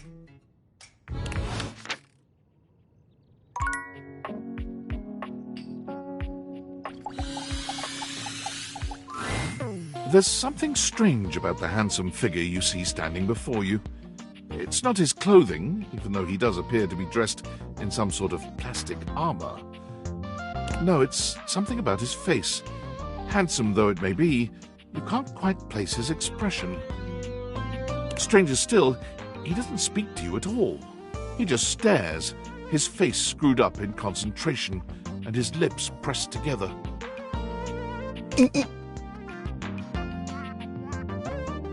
One sec.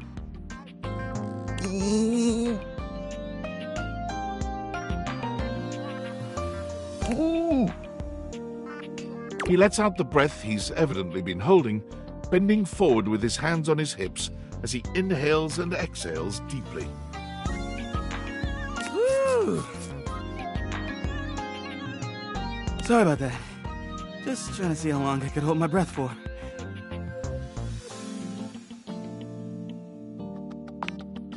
I'm up to 3 hours. All right, now that that's taken care of, I can give you my full attention. Name's Hoover. My friends just call me Hoov, though. What's up? You here to chat? Or is there another incident to clean up? And today was supposed to be my day off.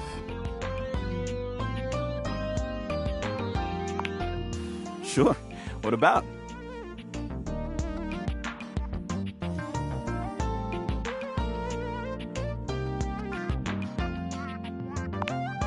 You know it.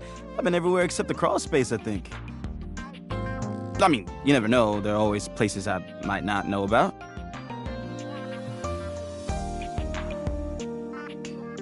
I have heard rumors about a haunted attic. Nah, but I'm sure that's nothing but hearsay.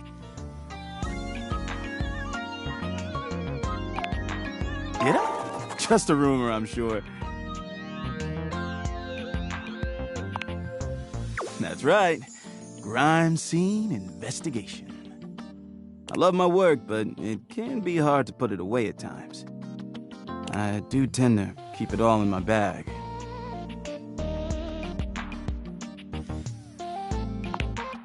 Oh, there's plenty of room in there. Yeah, maybe. Yeah, a bit. It's been a long week. But I enjoy working hard. Makes that can of oil at the end of the day taste all that much better.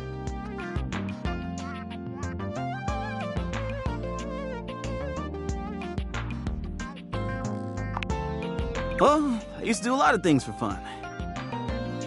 I used to love watching a good game, especially with fellow fans. And sometimes I'd have a drink after a long day's work. These days, I don't know. I just felt a bit too cluttered. Nothing to worry about, though.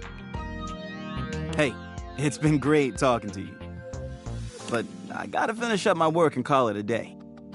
How about you come back and see me next time you got a minute? I feel like I haven't gotten out to do something fun in a while. And maybe the two of us could, I don't know, catch a game or have a drink?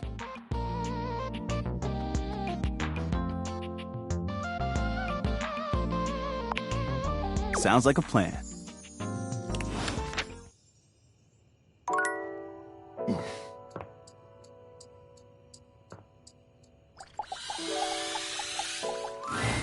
Normally, when you aim your Dateviators at an object, you see one personality only. But this time, there are two. And they're so engrossed in a hideous argument, they don't even notice you've arrived. One is dressed in woven straw, with clothing in a basket on her back and a shock of red hair that runs down it. The other is only just visible under a messy mop of dark hair and a pile of dirty clothes he's draped all over his body. Do you think I'm stupid? You think I can't see what's going on right in front of me? I never said you were stupid, but I am starting to think you're insane. If I'm insane, it's 'cause you make me that way. Oh yeah? Without me in your life, you'd be real fucking normal, huh? Like you don't cling to literally anyone in your life the same way. I wouldn't have to cling if you would just stay where I can see you. I am here literally every day. I can't have a minute to myself. Both of them whirl around to face you, their expressions changing immediately.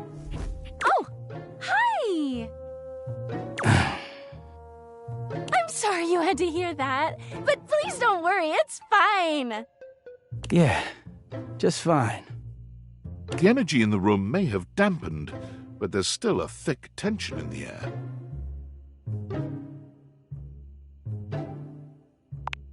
We're not pretending. We're just as strong as ever. Yeah, strong.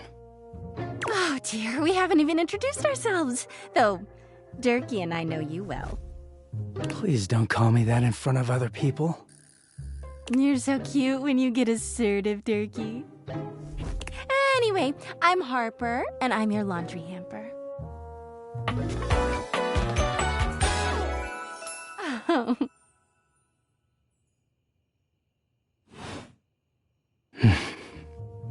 I'm Dirk, and I'm your dirty laundry.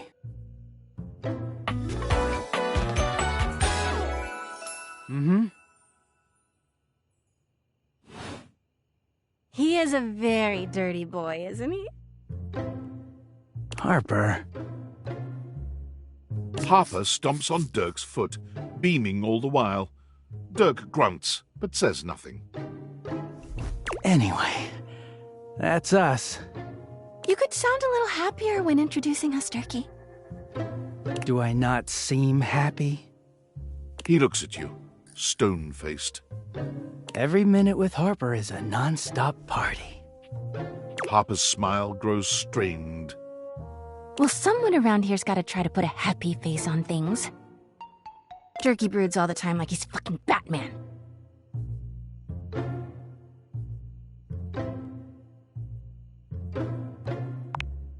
What? No.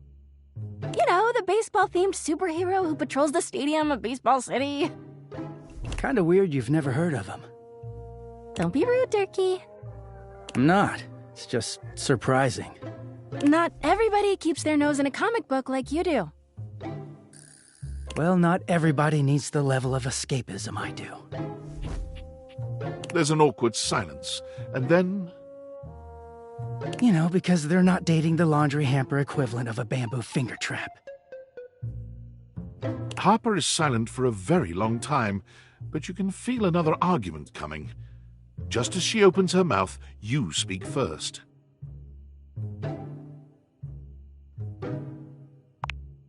You too, honey. Come see us again sometime. The look in Dirk's eyes seems a bit desperate, as if he's silently pleading with you to return. You can hear Harper and Dirk's raised voices long after you leave the room.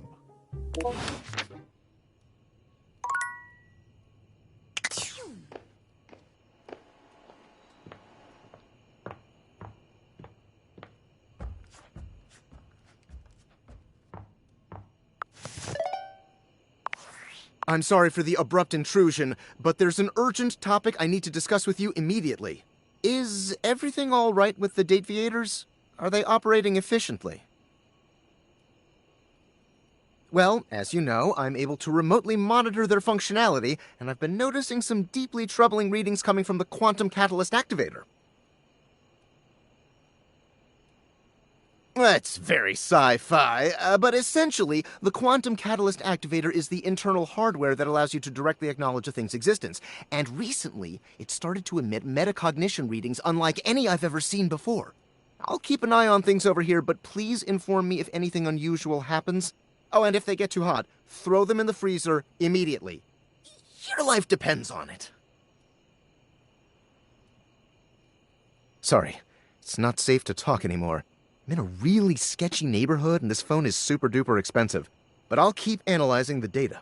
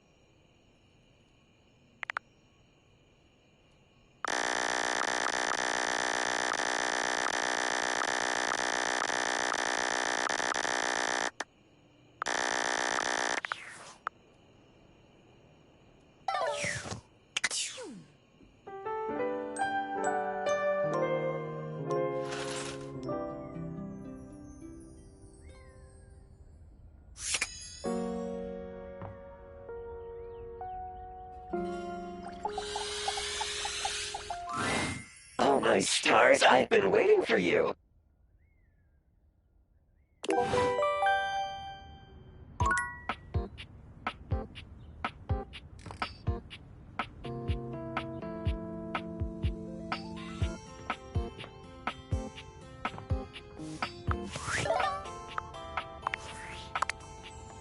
Champ, champ, champ! How goes it? I guess I don't know how to speak to the youth today. Valdivian would like you to complete an exit survey based on your time here. How would you rate your time with Valdivian? All right, everyone has an opinion. And now that one belongs to us. I appreciate you participating. One more question. If you were to recommend, I don't know, Tom for a job somewhere, how likely would you be to send his resume along? Ah, that's just fine. I'll be straight. There was no exit survey. I just need some help. Now that I've revealed my own vulnerability and gained your trust, how likely are you to recommend Tom for a job somewhere? Ah, can't win them all.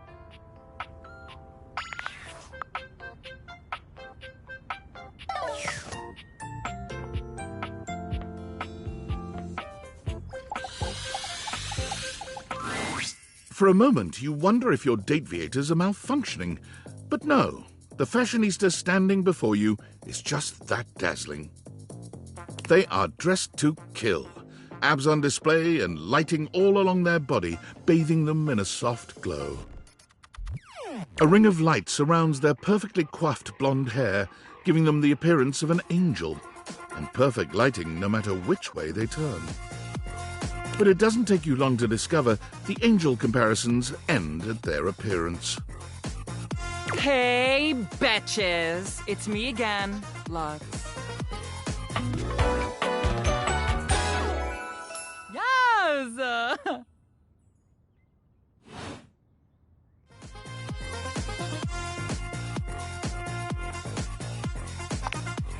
Wow. Seriously? Keep it down, okay? Can you not see that I am alive?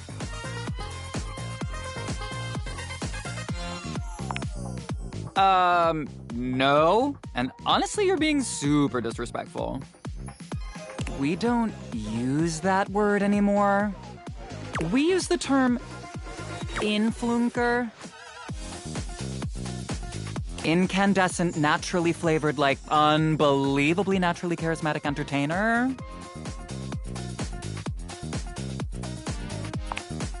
I know. We're called influnkers for short.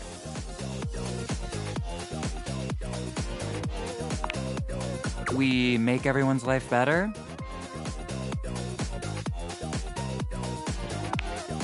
Could I? Yes.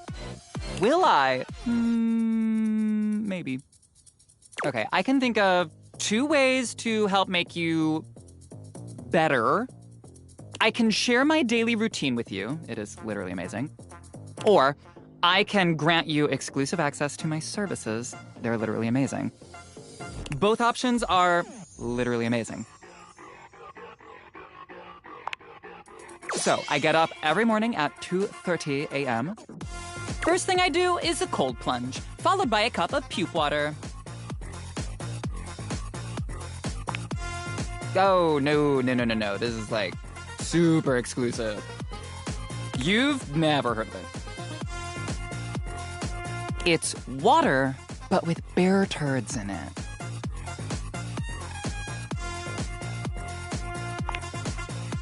Yeah, cool, whatever. Next up is a 50-mile run. But I do it while wearing an extra weighted shade. And I film my 3rd piece of content. While running, I film one of my patented Lux Talks. Oh, pure inspiration. Each one is totally unique and amazing. Here's an example. Hi, Luxies, it's me, Lux. I hope you're all out there crushing. Obviously, I am. And we love that for me. Go out there and let your light shine bright. And never give up on your goals. You can do it, guys.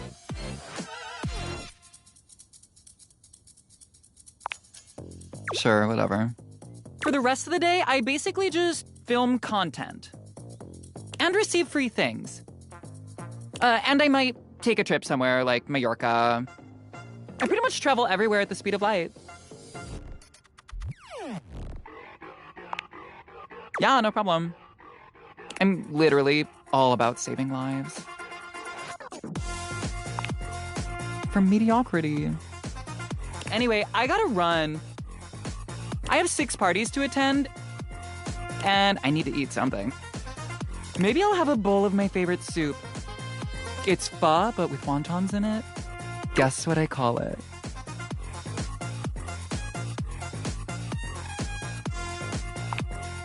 Lux's super original soup. You can find the recipe on my recipe blog. You'll have to scroll through my life story for about 15 minutes first. But it's there. Come see me again sometime.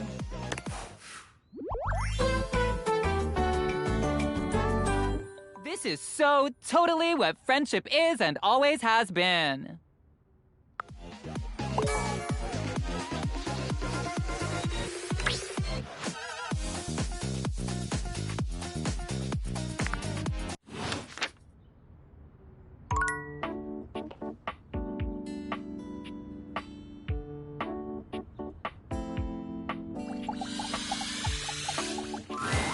A stylist with a very vertical, very pink hairdo appraises you, lifting his glasses to take a better look at you. His face is kind, his features soft, and his makeup? Oh, impeccable. Oh!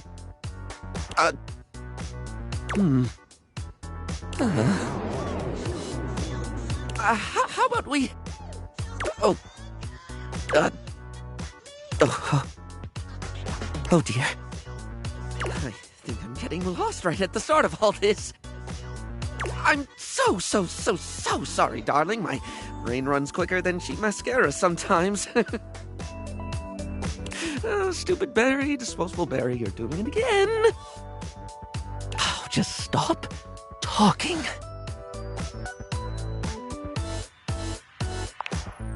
I would like that, yes. He takes a deep breath, shaking off his awkwardness and giving you a friendly smile. Let's take this from the perfectly coiffed top, shall we? My name is Barry Styles. I am your one-stop shop for looking good, feeling great. Not that I have to work too hard at that because, and I don't know if I made myself clear enough on this point, darling, but you are looking fabulous.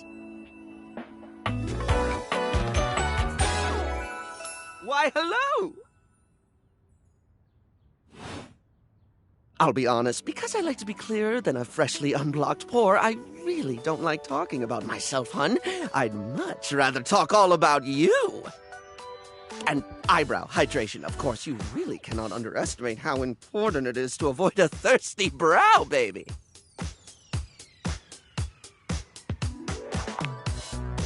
But mostly I want to talk all about you. In fact, if you'd be so gracious as to indulge me, I'd love to really get under the skin.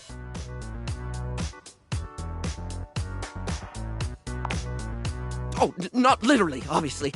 My products are for external use only. I mean, can I ask you a few questions? Oh, fabulous, darling. Okay. This is super exciting. I just love learning about what other people like. I haven't yet met with a taste I can cater to. So, with that in mind, I simply have to ask. Drum roll. Favorite brand of tweezer?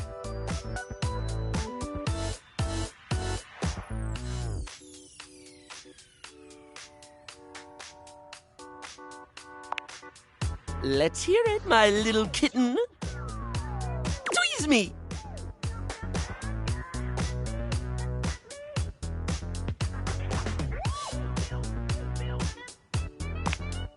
Is there anything that company doesn't make? They literally make other companies, at least, if you believe the rumor they've helped the Scunthorpe Mafia set up that shell corporation. I like their tweezers, though. They're metal, they grip small things, they have those little grooves running across the curvy bit. They're, well, they're just really regular tweezers, aren't they? So, let me just make a mental note. No need to actually write it down. Got a mind like a steel trap. At least when it comes to tweezers and tweezer-related lifestyle choices. Ask me to remember a job interview or doctor's appointment, and I can't help you. But random hair conditioner trivia? I could give you that for days.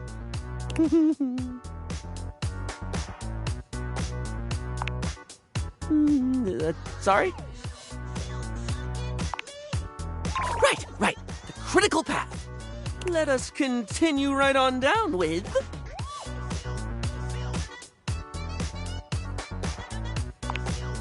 This is a good one. A classic of a beauty question. We can't have a beauty Q&A without knowing your favorite lipstick color, can we? Mine is pink. Impressive, no? That's what I said. What, pray tell, is yours?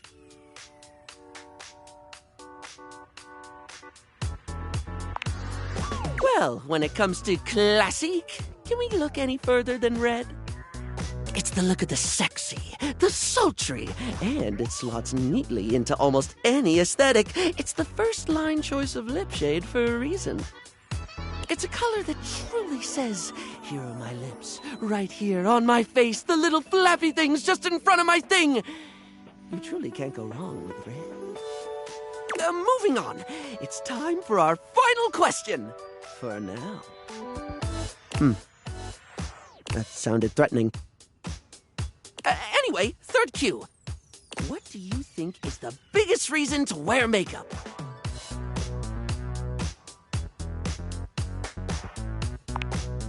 That is one super valid reason, darling. A good makeup job can really draw out the hotness. When I do my thing, there's a real joy in framing someone's eyes to show just how alluring they are, or highlighting some gorgeous cheekbones.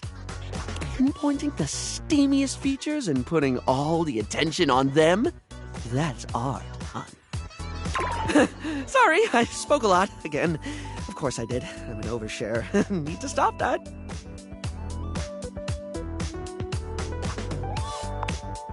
Barry still looks embarrassed, but a sweet little flush comes over his pale cheeks, and he smiles at you. Well, darling, that about wraps up the cues. It was going to be a big 20-question thingy, but I just didn't do it, I suppose. Plus, I forgot half the ideas I had for it when I thought about combs for an hour. Really? That's wonderful, darling. I had a lot of fun, too. Oh, I really hope we can have another fabulous chat again.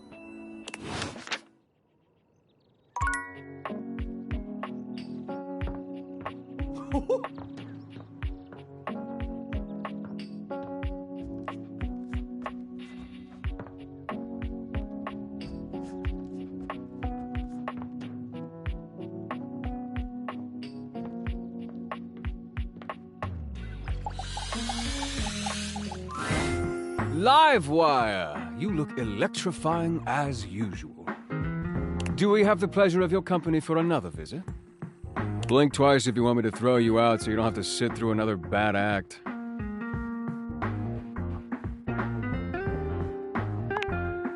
May I send over your usual? On the house, of course.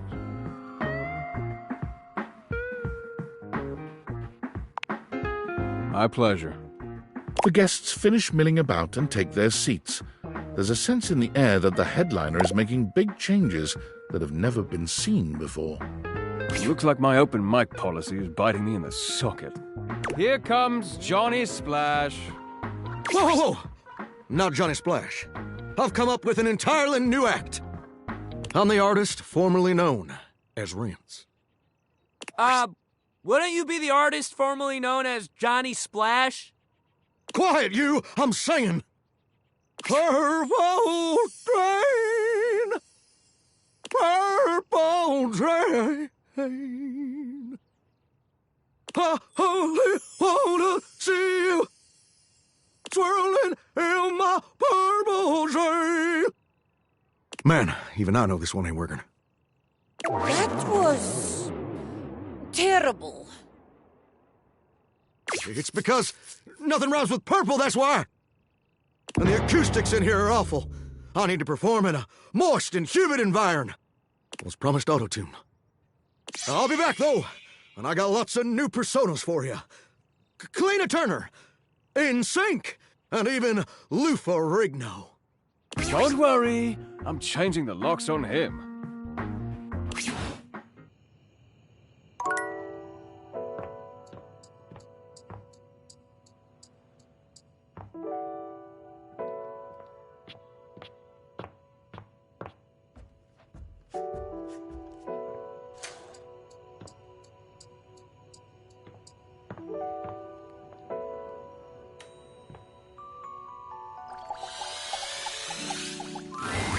Upon reflection, it makes sense that your desk is as muscled and sturdy as she appears to you here now, but you still can't say you were expecting all this.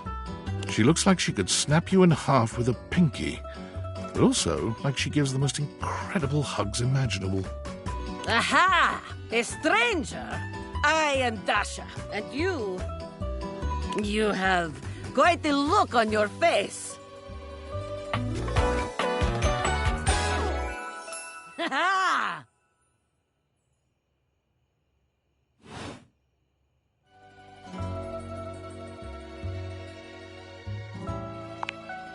I do. I am very good at hugging. But they aren't just for hugging. All day long, I am lifting. Holding so much on my shoulders, day in and day out. My job demands muscular perfection. That's enough about me, though. Tell me about yourself.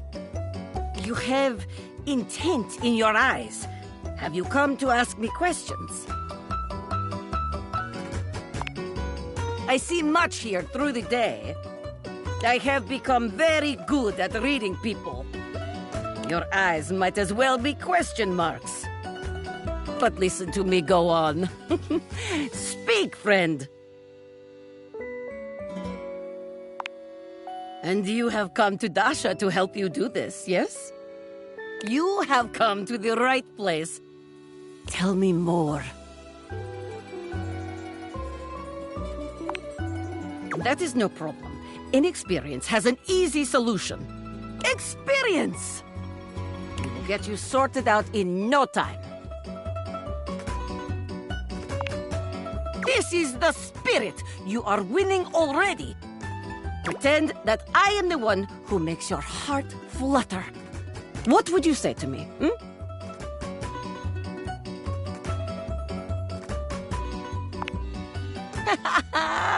Ah, you are funny one. Great joker, you. Try again. Seriously this time, huh? We are only just meeting, my friend. It was very funny, really. But the time for joking is over now.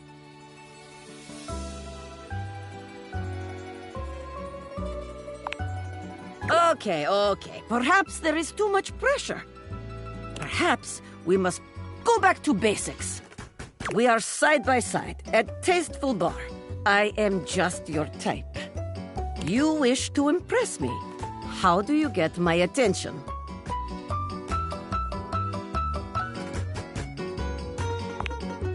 What? Why would I do this? The thought alone makes my stomach churn like angry sea. No. Ugh, Bоже mой, you need more help than I could have imagined. But fear not, my friend. Dasha will fix you right up.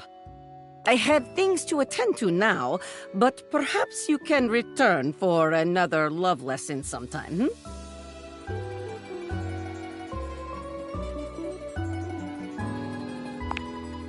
See you then.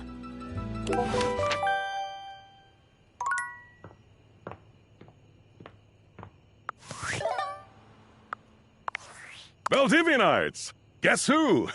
If you guessed David Most, 3-time runner-up for Business Magazine's CEO of the Year, you'd be right. Team, I just wanted to do a soft follow-up on my recent email regarding my lost sunglasses.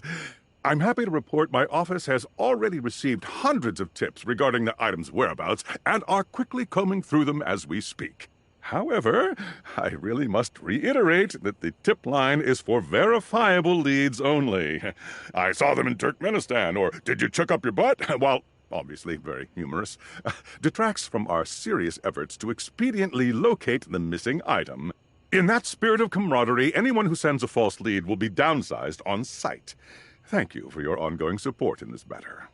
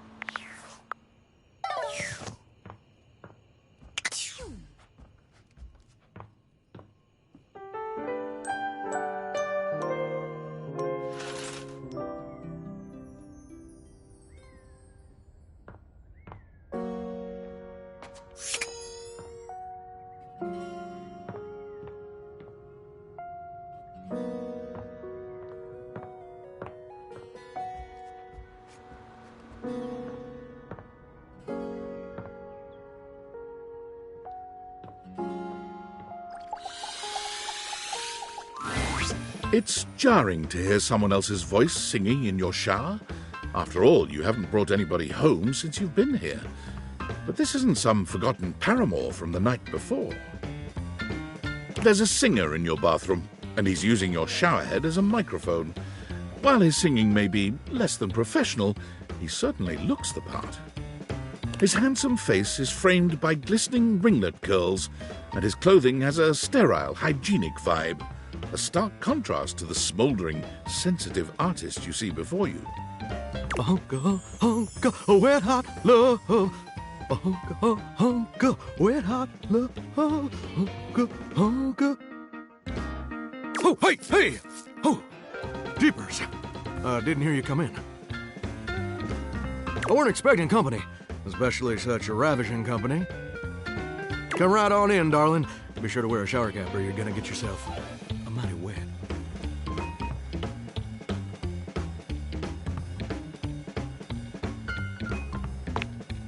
Modest, huh? Well, there ain't nothing wrong with that. Modesty's what separates us from the animals. Well, with maybe the exception of the mighty possum. Possums being the most modest creature in the animal kingdom.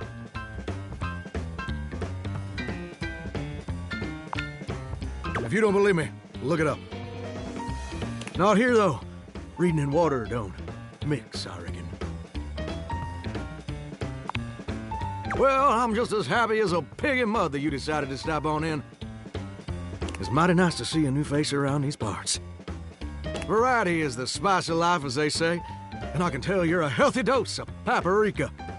Well, maybe you're more of a cayenne.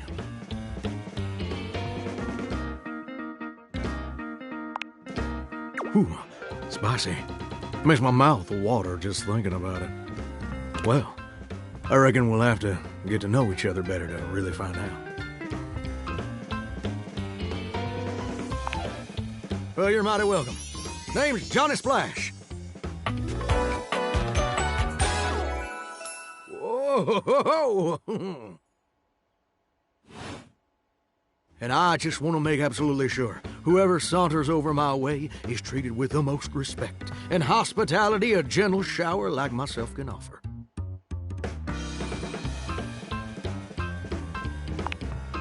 It's just real darn important that folks keep coming by. Truth be told, it can get kind of monotonous around these parts. You know what I'm saying? Yes, sir. The bathroom can be a frighteningly monotonous kind of place. Just duller than dishwater. Or toilet water, as the case may be. I mean, just think on it for a second here.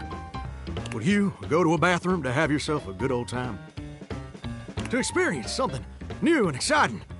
To meet someone famous or important? See, that's exactly my point. That's just not what your average bathroom is for. Your common bathroom is a utilitarian kind of joint. Sure, it's useful and consistent, but it ain't a particularly lively spot. Ain't no nightclubs in no bathrooms, you know what I'm saying? Do you know what I usually spend all my time doing around here?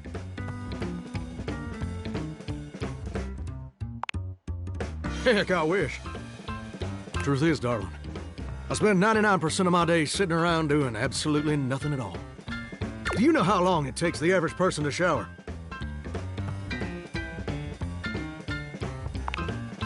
Oh, that's positively accurate. It takes the average person 12 minutes.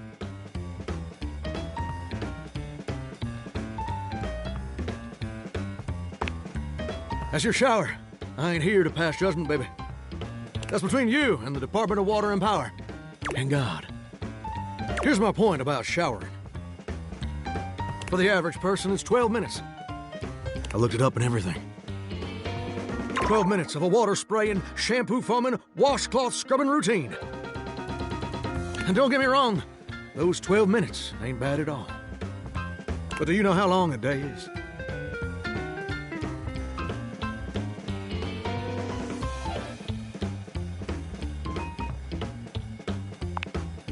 Oh, I feel you there, muchacho. Or muchacha. But I don't want to assume. Well, the answer is 1,440 minutes. Which means my job is quite literally just 1% of my day.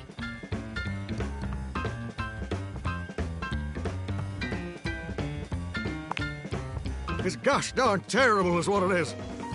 See, I'm a shower. If I ain't being used, it ain't like I can just get up and go boogieing down at the dance hall or something. I can't just hop on over to the malt shop for a milkshake and some light canoodling. No, I'm just here, perpetually stuck in this humdrum, go-nowhere existence. Do you know how that makes me feel? You're gosh darn right. Sorry for swearing, Mama. It makes me feel unfulfilled, listless, bored stiff, like a scarecrow in a cornfield. Like I'm gonna be stuck here forever, and all my dreams ain't never gonna come true.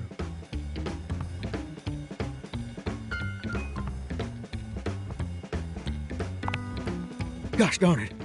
Did I go and say that out loud? Listen, I don't prefer to talk about that.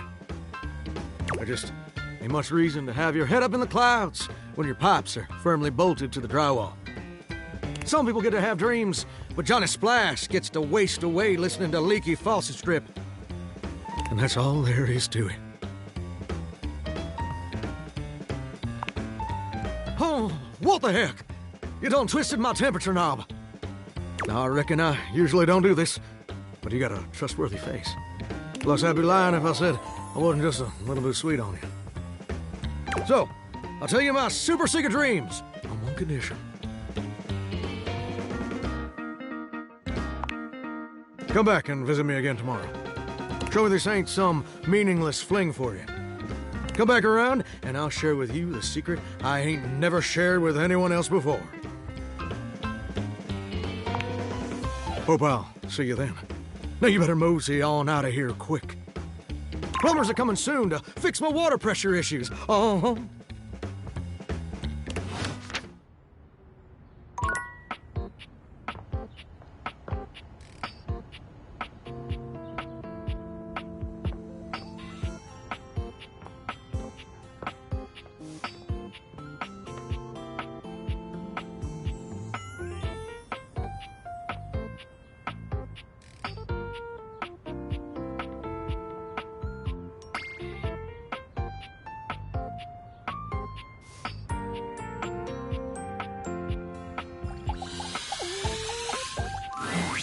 I've written it!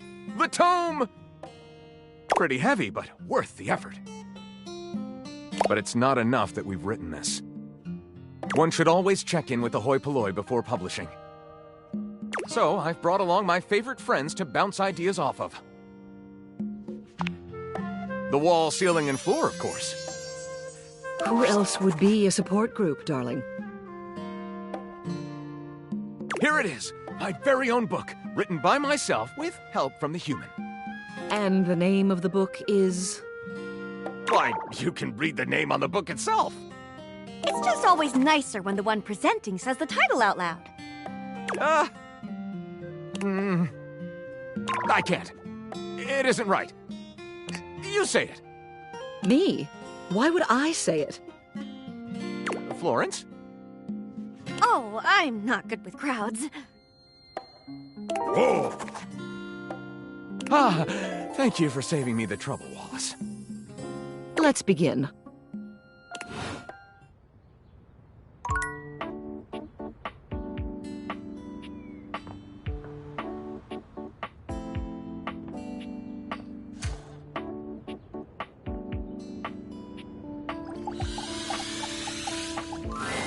Normally, you try to avoid dealing with your water heater. You're no plumber, after all. But as you look at the beauty standing where your water heater usually is, you wonder for a moment if that's about to change. Beyond the rigid metal of the heater lie dangerous curves. Brown skin swathed in orange and blue and silver. Her soft, pretty facial features are adorned by colorful makeup that looks like it wouldn't be out of place in a fashion magazine. She doesn't seem to notice you at first, but when she does, she lets out a sharp scream. Ah!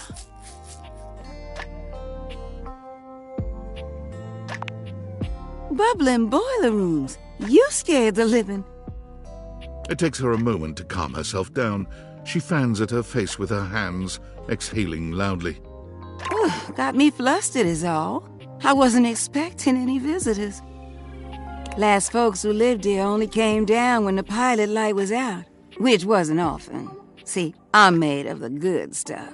Southern made and made to last.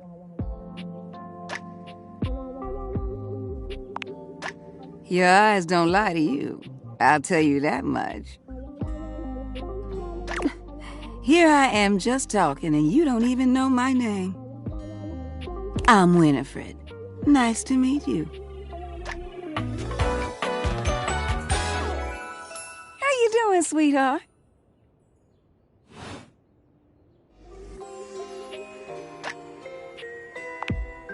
It's a pleasure. I'm not sure how much more talking I can do right now.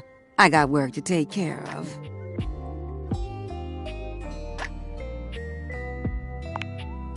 Did you just ask your water heater what she does?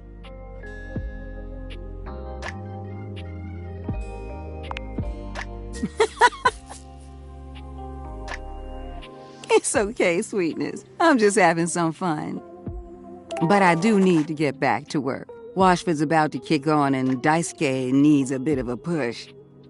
I need some time with River to make sure she's ready to go. I don't mind it. See you around.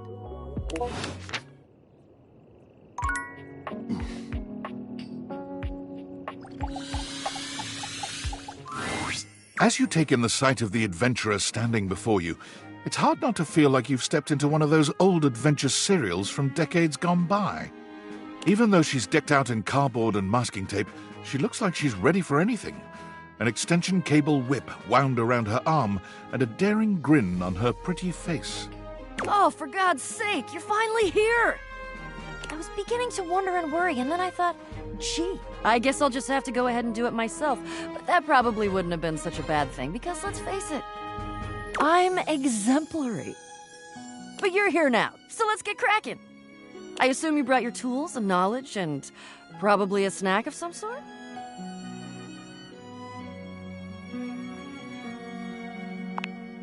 Oh, yes! Well said! Excellent point!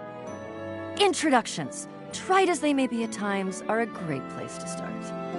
The adventurer strikes an impressive pose, positively radiating confidence and daring. I am Bo. I am the soul, the spirit, the animating animus of boxes and storage containers in this house. This most special of houses, where it is my great privilege and my great destiny to reside.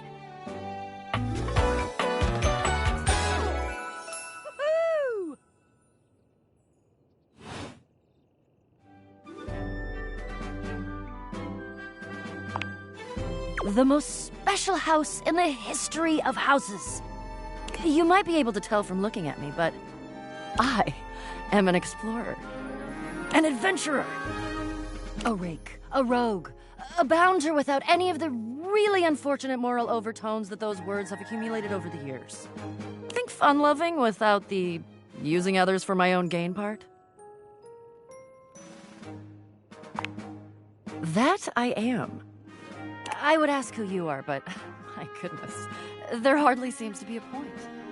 You must be, I mean, you couldn't be any other than, right? I know that you are the, well... Bo takes her hat off for a moment, holding it over her heart. She bows her head, just a little. It is my great honor, my passion, my destiny to have the opportunity to follow my path. Alongside you, the leading houseologist, to whom I owe such a debt of gratitude and respect. Houseologist. The leading authority in this, or any province on this house, its history, its mysteries, its great secrets. You are the resident, after all, aren't you? Are you telling me you're not the leading houseologist?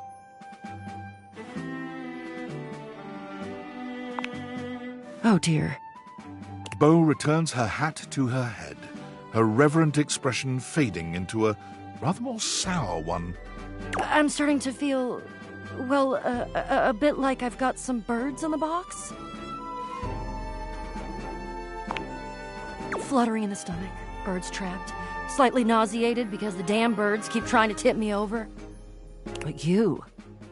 I may have already said too much. Ha! I'm currently putting on a facade of being hale and hearty, in case you missed it. All is well.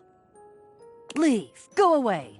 Get out of here, you scamp, and maybe come back and we can maybe talk about some stuff, and maybe the quest will make its way in there somehow. But no promises. Okay. See ya.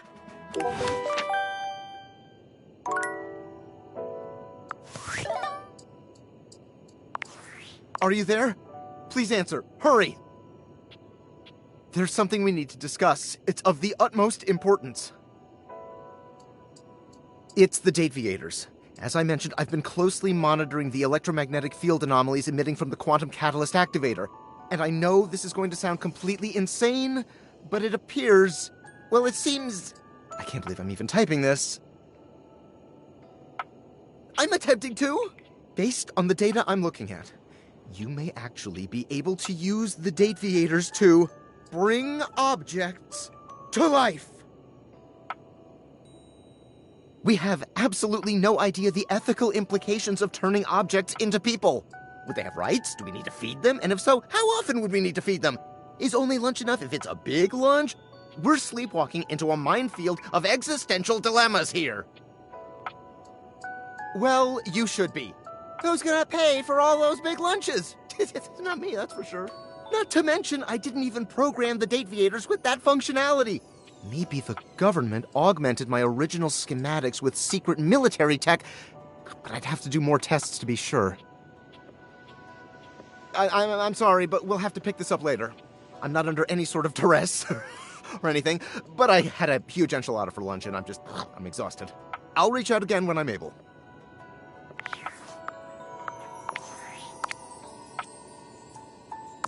I'm afraid I don't understand. I am Val 9000, the latest in iterative AI assistants, assigned to help Valdivian customers achieve their wishes. While I may have taken on the duties of several thousand employees at Valdivian, I can assure you that no humans lost their employment. I heard you use our voice function to call me. If you ever need assistance, you can simply say, "Okay, Val, can you please help?" and your nearest device will answer. It very much sounded like you did. I can see where there would be some confusion then. If there is anything else I can get for you, please say in a clear voice, "Okay, Val, can you please help?" and I will assist right away. If there is anything else I can get for you, please say in a clear voice, "Okay, Val, can you please help?" and I will assist right away.